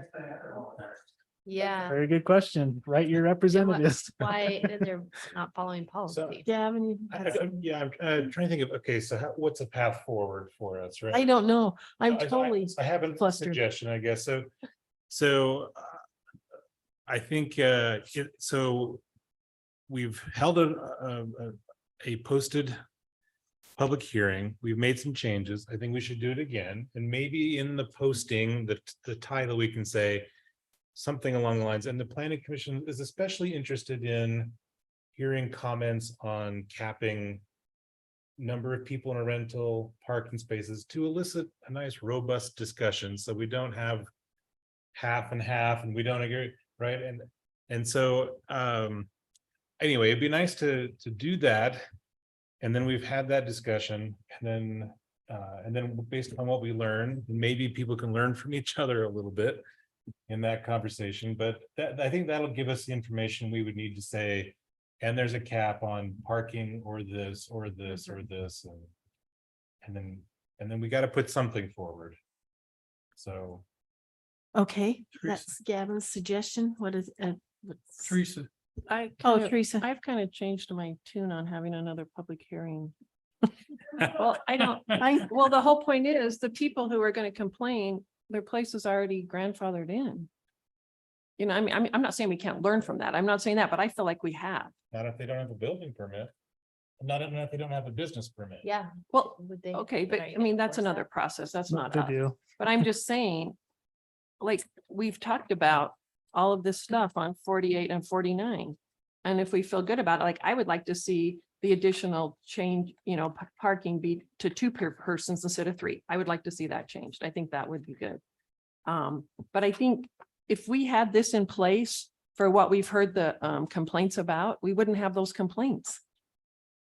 Do you understand what I'm saying? It's like, because we're having complaints on the past and not on what we're looking at. And I'm not blaming you because you haven't seen it. You know, I'm not saying that they shouldn't have said, I'm not saying that, but everything that they've really complained about, we've covered in here We've covered on. for here. in the future. And it's too bad what happened in it, you know, you would just hope that communities such as the two we've heard about could have some sort of relationship with the owners where they could do what they do in St. George and say, Mhm. if you're going to rent this, you have to park off the street. You know what I'm saying? But Respectful. I'm But I not saying think- that can work, but that would be nice if something like that could work. But The But- owners are like big businesses, it sounds like though, so it's harder to form that relationship with right. like these big well, enterprises. anyway, but I just think I don't know what we would hear that would change this unless it was limiting number. I just don't see how you can limit number. Because if somebody has this agree. huge house, there's one out in Smithfield, and I don't know how many it has, 50 something, but that's what it was kind of built for. Yeah.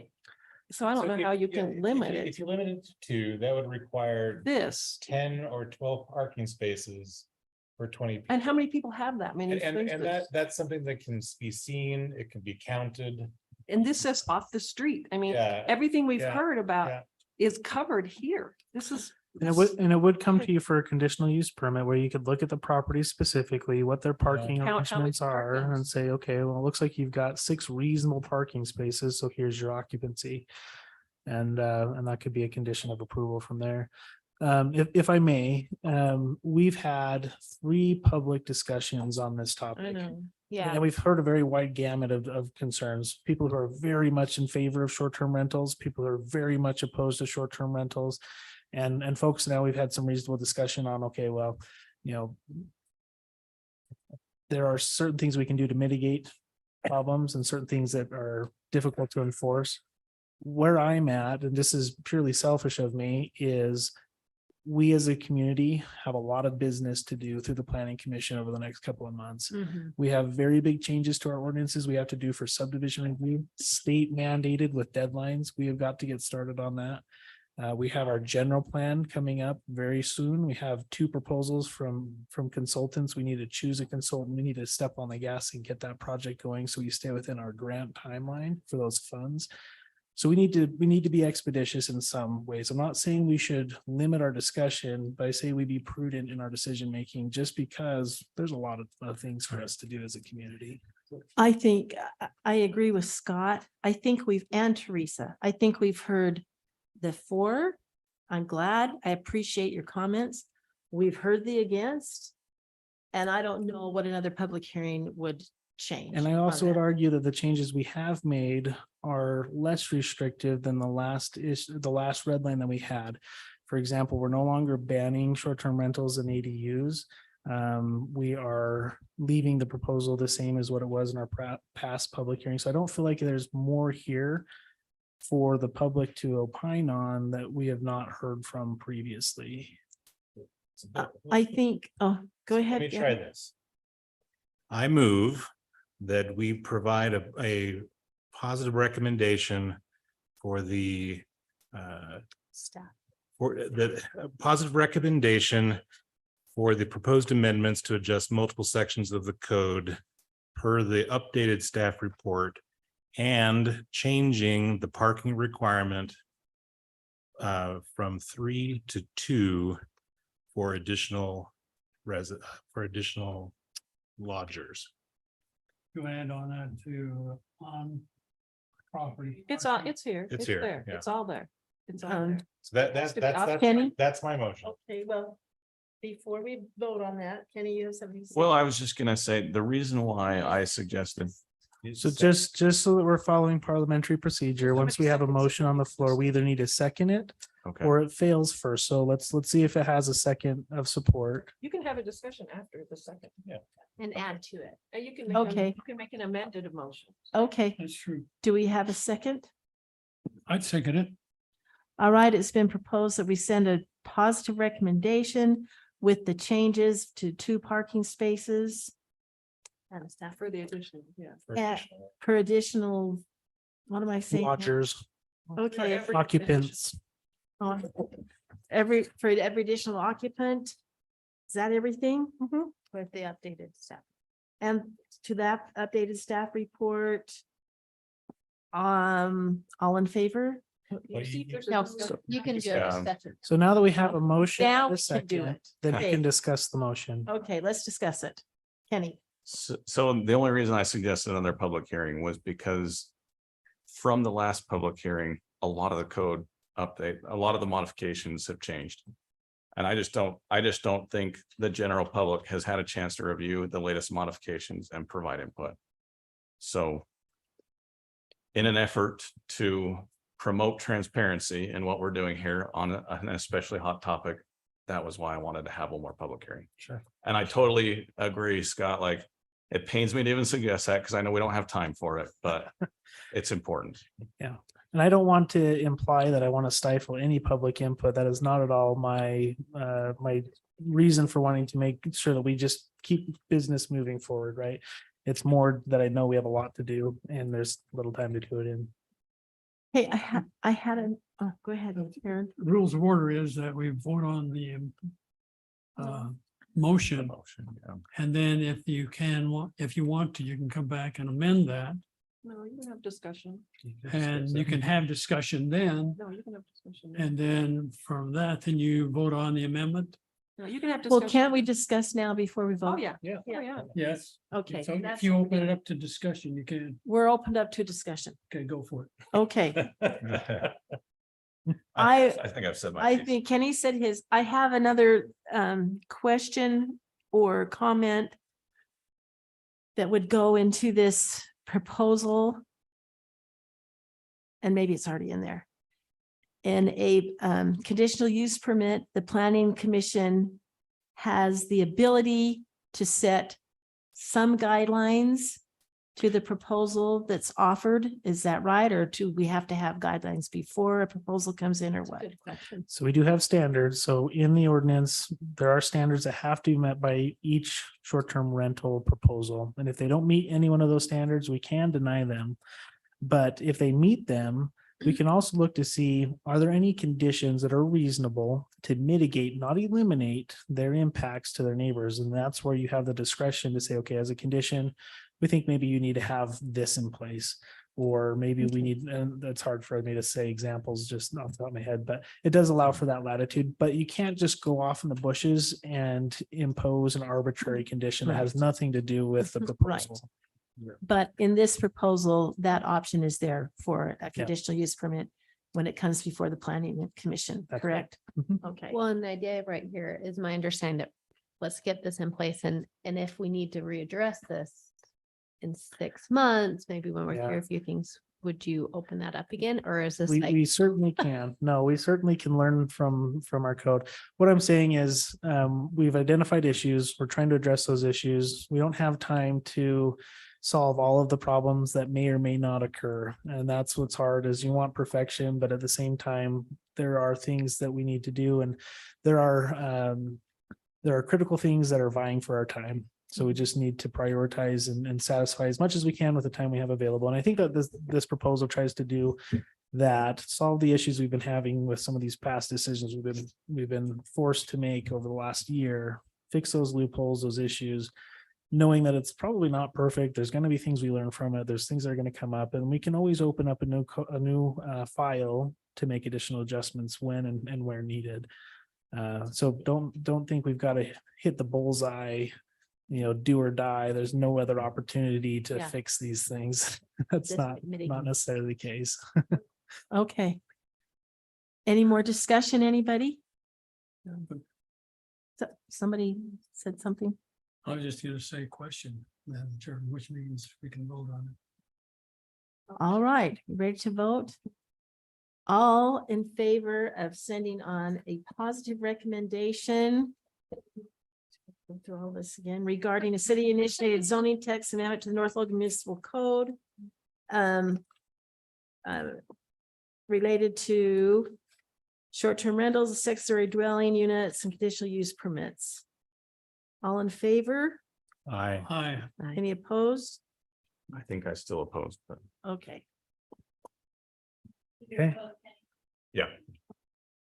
Okay, thank you. Very Okay. good discussion. I know it's not an easy topic. This is a topic that has made many planning commissions and city councils grapple for reasonable responses. So it's a very, very tricky topic. So thank you for working through it. Appreciate it. Okay, thanks, everybody. That's one of the best public hearings we've had. We'd like to have another one, huh? Okay, work session number 3, Scott. Now, we can keep this brief. I needed to get this on the agenda so we at least breach the topic because this is our next big assignment and there is a deadline. This is state mandated, so we've got to make good progress on this. This is another text amendment, a zoning text amendment, legislative action. We need to change our subdivision ordinance in the way that we review and approve subdivisions. The state legislature this last session imposed this requirement that we try to streamline our review and approval process in an attempt to bring more housing stock online quicker. It's an effort I think they believe will address the housing shortage and maybe the affordability. Most municipalities have a lot of heartburn over this because it changes how things have been done for a long time. And it makes it so that municipalities only get a certain number of opportunities to comment and revise proposals before we are obligated to approve them. And it also puts a lot of pressure on timelines. We don't have time to sit and ponder certain things. We have to be expeditious in our review and approval.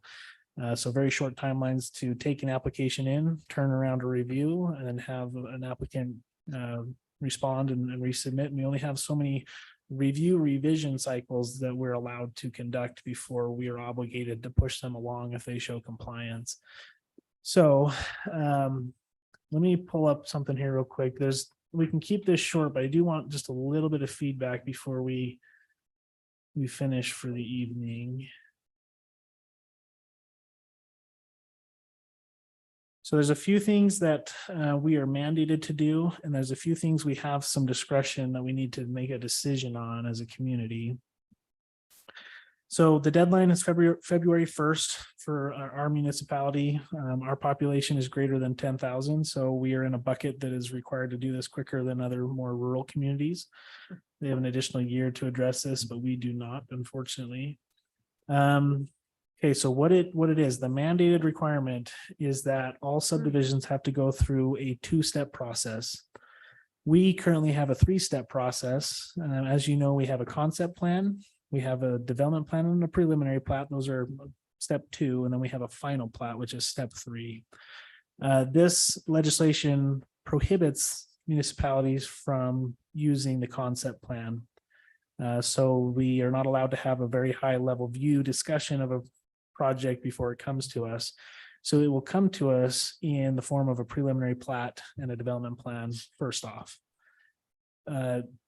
We also cannot mandate that developers hold pre-application meetings with the city.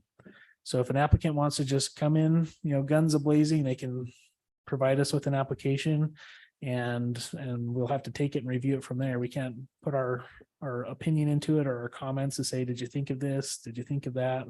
Here's maybe an opportunity for some improvements. It's off to the races and you have to review and move forward. So they can, however, if they want, they can ask for a pre-con meeting and we can give them a pre-con meeting, but we cannot obligate them to do so.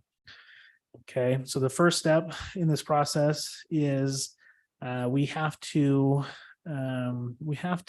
establish who is our land use authority, and it may not be our city council. It has to be either staffers or the planning commission that make the preliminary review. Okay, and so we need to make that decision. Who is our land use authority? That's one decision point that we do get to make here. And then we can, if we want, receive public comment, and we can, if we want, conduct one public hearing. Again, we've discussed this, and I think that's still a bad idea, given the fact that this is administrative in nature. This is still, they submit an application and we just need to verify, does it meet our standards and our requirements? Yes or no? That is the extent of our review. And if it does, we are bound by law to approve it. So having public comment makes not a whole lot of sense, to be quite honest. It's just more effort for not much of any potential outcome. But that's a decision they have allowed for us to make if we would like to add that in. And then we have to move it forward. So after that step, they have step 2, which is just final subdivision review, which doesn't come to any board for a vote. It just is an administrative review for compliance. So it cannot be reviewed by the city council or the planning commission. Which is actually how we do it now. A final plat is more just making sure that the document is polished and ready to be recorded at the county recorder's office. But it only gives us 4 review cycles to make sure that they've got their ducks in a row and their paperwork straight before we have to move on and allow them to record and move forward. That is mandated by the state. This process is going to be followed by everybody in every municipality and every county throughout the state, How many review processes do you usually have? as many as we need for compliance. So like 10 or is 4? Depends on pretty how common? long they want to keep on non-complying. So they have to comply fast within 4. What it basically does is if they don't comply, yeah, we can tell them, no. But it turns us into robots. It's basically them saying, what are your standards? We give them the standards, and we have only 4 opportunities to give them red lines for them to revise and resubmit. We cannot give them additional red lines after the first set of red lines that were not, if they make changes, we can make red lines to the changes. We can't go back and add new stuff after that first review.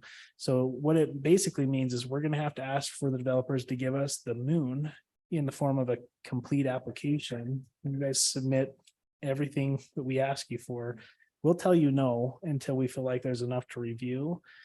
So it actually, I think it's going to backfire on these developers a bit because they're going to have to literally put together the most extensive application you'll ever see and spend a bunch of money up front. Which I guess that's good because then they've got to have their stuff together before they come to the city. But it is a challenge, I think, for communities to feel comfortable in this process. So on step 1, say a community wanted to have public hearings, what's the noticing period for? It's whatever we want it to be. So it allows for local ordinance to designate what that looks like, whether we just notified the immediate adjacent property I owners. timeline, do you have to notice 1 day, 7 days, doesn't matter? It doesn't state. I thought there Scott? were statewide noticing. Yeah. There is, but let me look here. I thought that section of code we were just looking at The thing is, it's removed our not, noticing requirements and just said, we'll align with the Yeah. state. you're right, but this type of a decision isn't required. It says we may, if we want to set a rule locally for how we want to notice. Okay. But it's not a state mandated notice, so it doesn't follow one of the state mandated noticing Okay. processes. So if we want to, we can say, yeah, we want to notice everybody who's adjacent or everybody within 300 feet, kind of up to our discretion. But again, it's administrative. It's just verifying if they follow the rules or not. So bringing the public into it is not going to help us determine if the rules are being followed. It's going to bring in clamor in an administrative decision process. But you could still notice the public without holding a public hearing, right? Good. So at least it's informing Yeah. at that point. Yeah, we absolutely could make that decision locally. That's a policy decision that we could do. Just so folks are aware of what's going on. I think that's beneficial. I think. So, I think because they'll more see a information backhoe better. digging up dirt and everybody's gonna say, well, what's going on? And Yeah. just to have some transparency there. Single family, yep. Well, single family, 2-family, and townhomes. So that's what these are required for us to do. Now we can change all of our processes to follow this. We only have a single process. So commercial and mixed use and institutional types of things. We could require them to continue to follow our existing process, or we could just merge them all into the same process just for administrative facilitation. That's a decision we can't make. So that's in a nutshell. This is Senate Bill 174. We've got to make these changes to our subdivision ordinance. The other big change that they made is not really related to development review, but is the allowed width of our residential roads. So this bill basically said for any residential road that is equal to or lower than 25 miles an hour, we cannot require more than 32 feet of asphalt. So the width is being reduced from what we currently require. Our traditional 66-foot right of way is 39 feet of asphalt, so it makes it very challenging to get bike lanes and parallel parking and things like that to fit. So what's the motivation? I think they want to save money that they think will trickle down to more affordable housing. Yeah. And they'll sounds like run it. over. The developers. Affordability. Yeah, Yeah. the developers are creating this to help themselves. This is all. So, okay, so we already have Well, we parking. better go problems. correctly. We already have parking problems. And this doesn't allow for parallel parking. So do you just say you can't ever parallel park on a 32-foot? I think it's more, when you get into some of the larger metropolitan areas, people will still park on the street, but you have to be kind of careful about driving down the street. And when somebody needs to pass, one car might need to stop, wait for the Sure. other car to pass by. Yeah, yeah. We were actually this afternoon, we did a ride through, a bike ride on one of the Cache Valley regional trails. We're working with the Cache County Trails Coordinator on a direct pathway from Hiram to Smithfield for bicycle commuters. And we rode the route through North Logan. And when the route right now goes through the Three Peaks Medical parking debacle, and the folks that rode through, there's like, why is everyone street parking here? And I had to inform them that unfortunately that is underparked, but also recent legislation has required us to basically reduce our road sizes on these residential roads. Now, if it's not a residential road, if it doesn't meet that definition, then this doesn't apply. But and there are some exceptions. So near schools or or if we have a master planned bike lane. Bike lanes everywhere. Yep. So we've got to make sure we're deliberate in our planning so we can request We're additional width. redoing our. Yeah. So that was another requirement in this Senate bill that came about. Hmm. There's a lot of heavy-handed top-down mandates through the legislature just this last few years. So Yeah. this is one of them. So we have a couple of decision points. These are things that we do get to choose how we craft this. We need to designate a land use authority for those initial preliminary reviews. Again, it can't be a member of the city council. It may be staff of the planning commission. We need to make that decision as to what is best for us. And we need to define what is a complete application. So that's where we're going to have a massive checklist of things that we would like to have them submit before we will accept it. Because as soon as we accept an application, we have 15 days to turn around a review. So we better make sure that before we say we've accepted this formally, we have everything we could possibly need to perform an adequate review. And is that the review that sets the red lines and the 4-cycle? It's not, that's the first. Okay. But once it meets that first, it's basically an initial look to see, does it meet the basic zoning requirements?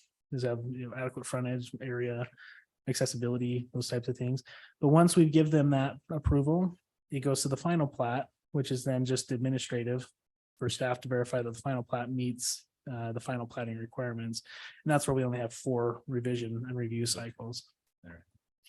So that initial review is done by city staff It without could- commission, but, No, it's done by whoever our administrative land use authority oh, yeah, is. okay, all right. We get to choose And that. not the city council. Cannot be a member or the city council. We need to decide whether or not we want public comment or public hearings for that initial subdivision review. And then we need to decide if we want to apply this process to the rest of our subdivisions, or, the non-residential subdivisions. And then we need to decide who's on our appeals board. There's a provision for if they don't agree with our engineering standards, that we have an engineering appeal board.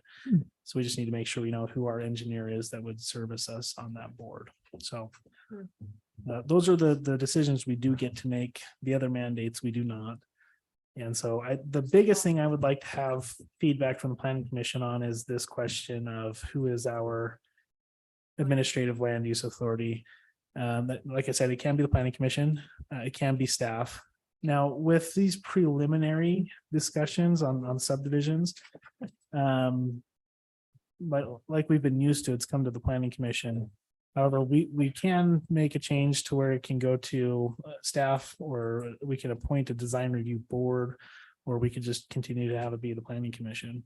Some folks, even now, they have administrative review for smaller subdivisions just at a staff level, or with like an advisory board where it's a board of their planner, their engineer, the public works director, maybe the administrator, whether it's an internal staff review committee. That exists in several communities now. That's something we could do as a community, but we could also leave it as the planning commission. I think the challenge with having the planning commission is with that 15-day timeline, there are times when we go longer than 15 days without a planning commission meeting. And that I recognize that pretty quick, that it would be a challenge to meet some of those deadlines around the holidays, things like that. When we have conferences, it's tough to meet that deadline. And to be quite honest, these are administrative. Staff is perfectly capable of verifying whether they meet conditions. And I like the idea of having the planning commission continuing to look at these, but I also understand it could be a benefit to keep it internal and allow us in this type of a forum to focus more on policy and on our ordinances and on our general plan and on our implementation of our larger planning efforts rather than the administrative minutia of does the subdivision meet code? Yeah, So there could be that benefit to it as well. I would I say think- towards staff.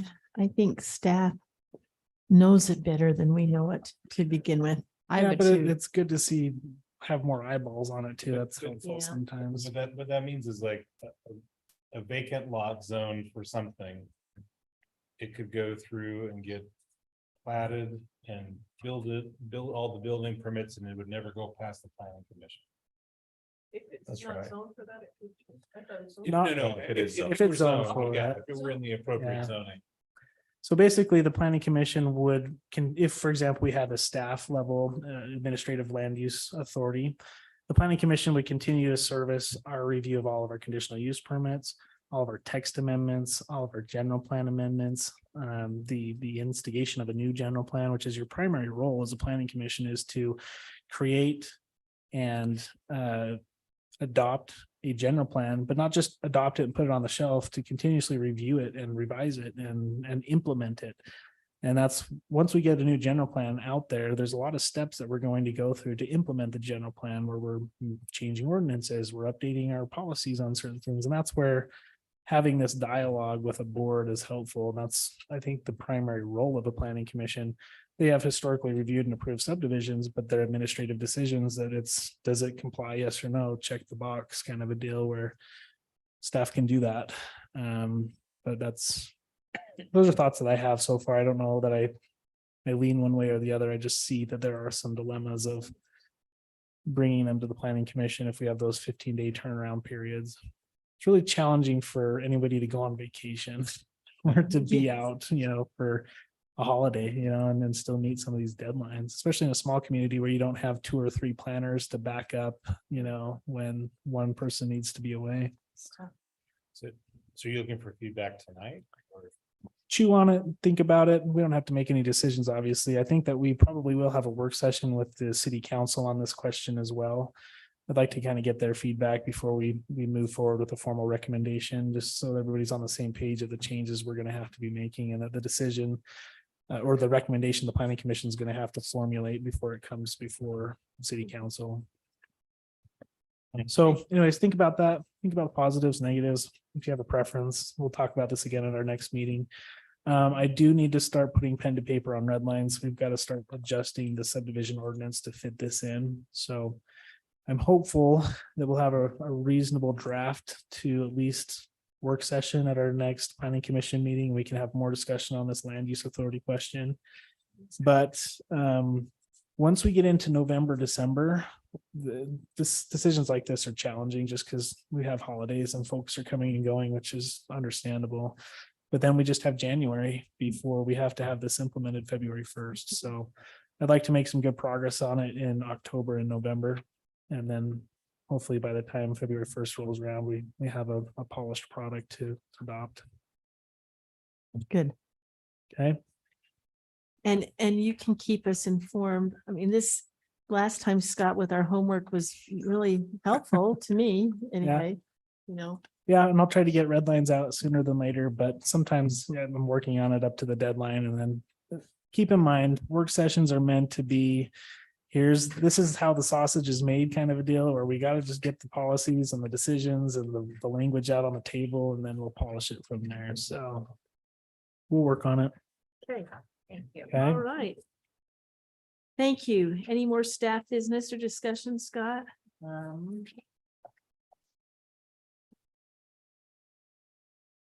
Yeah, 2 just real quick things.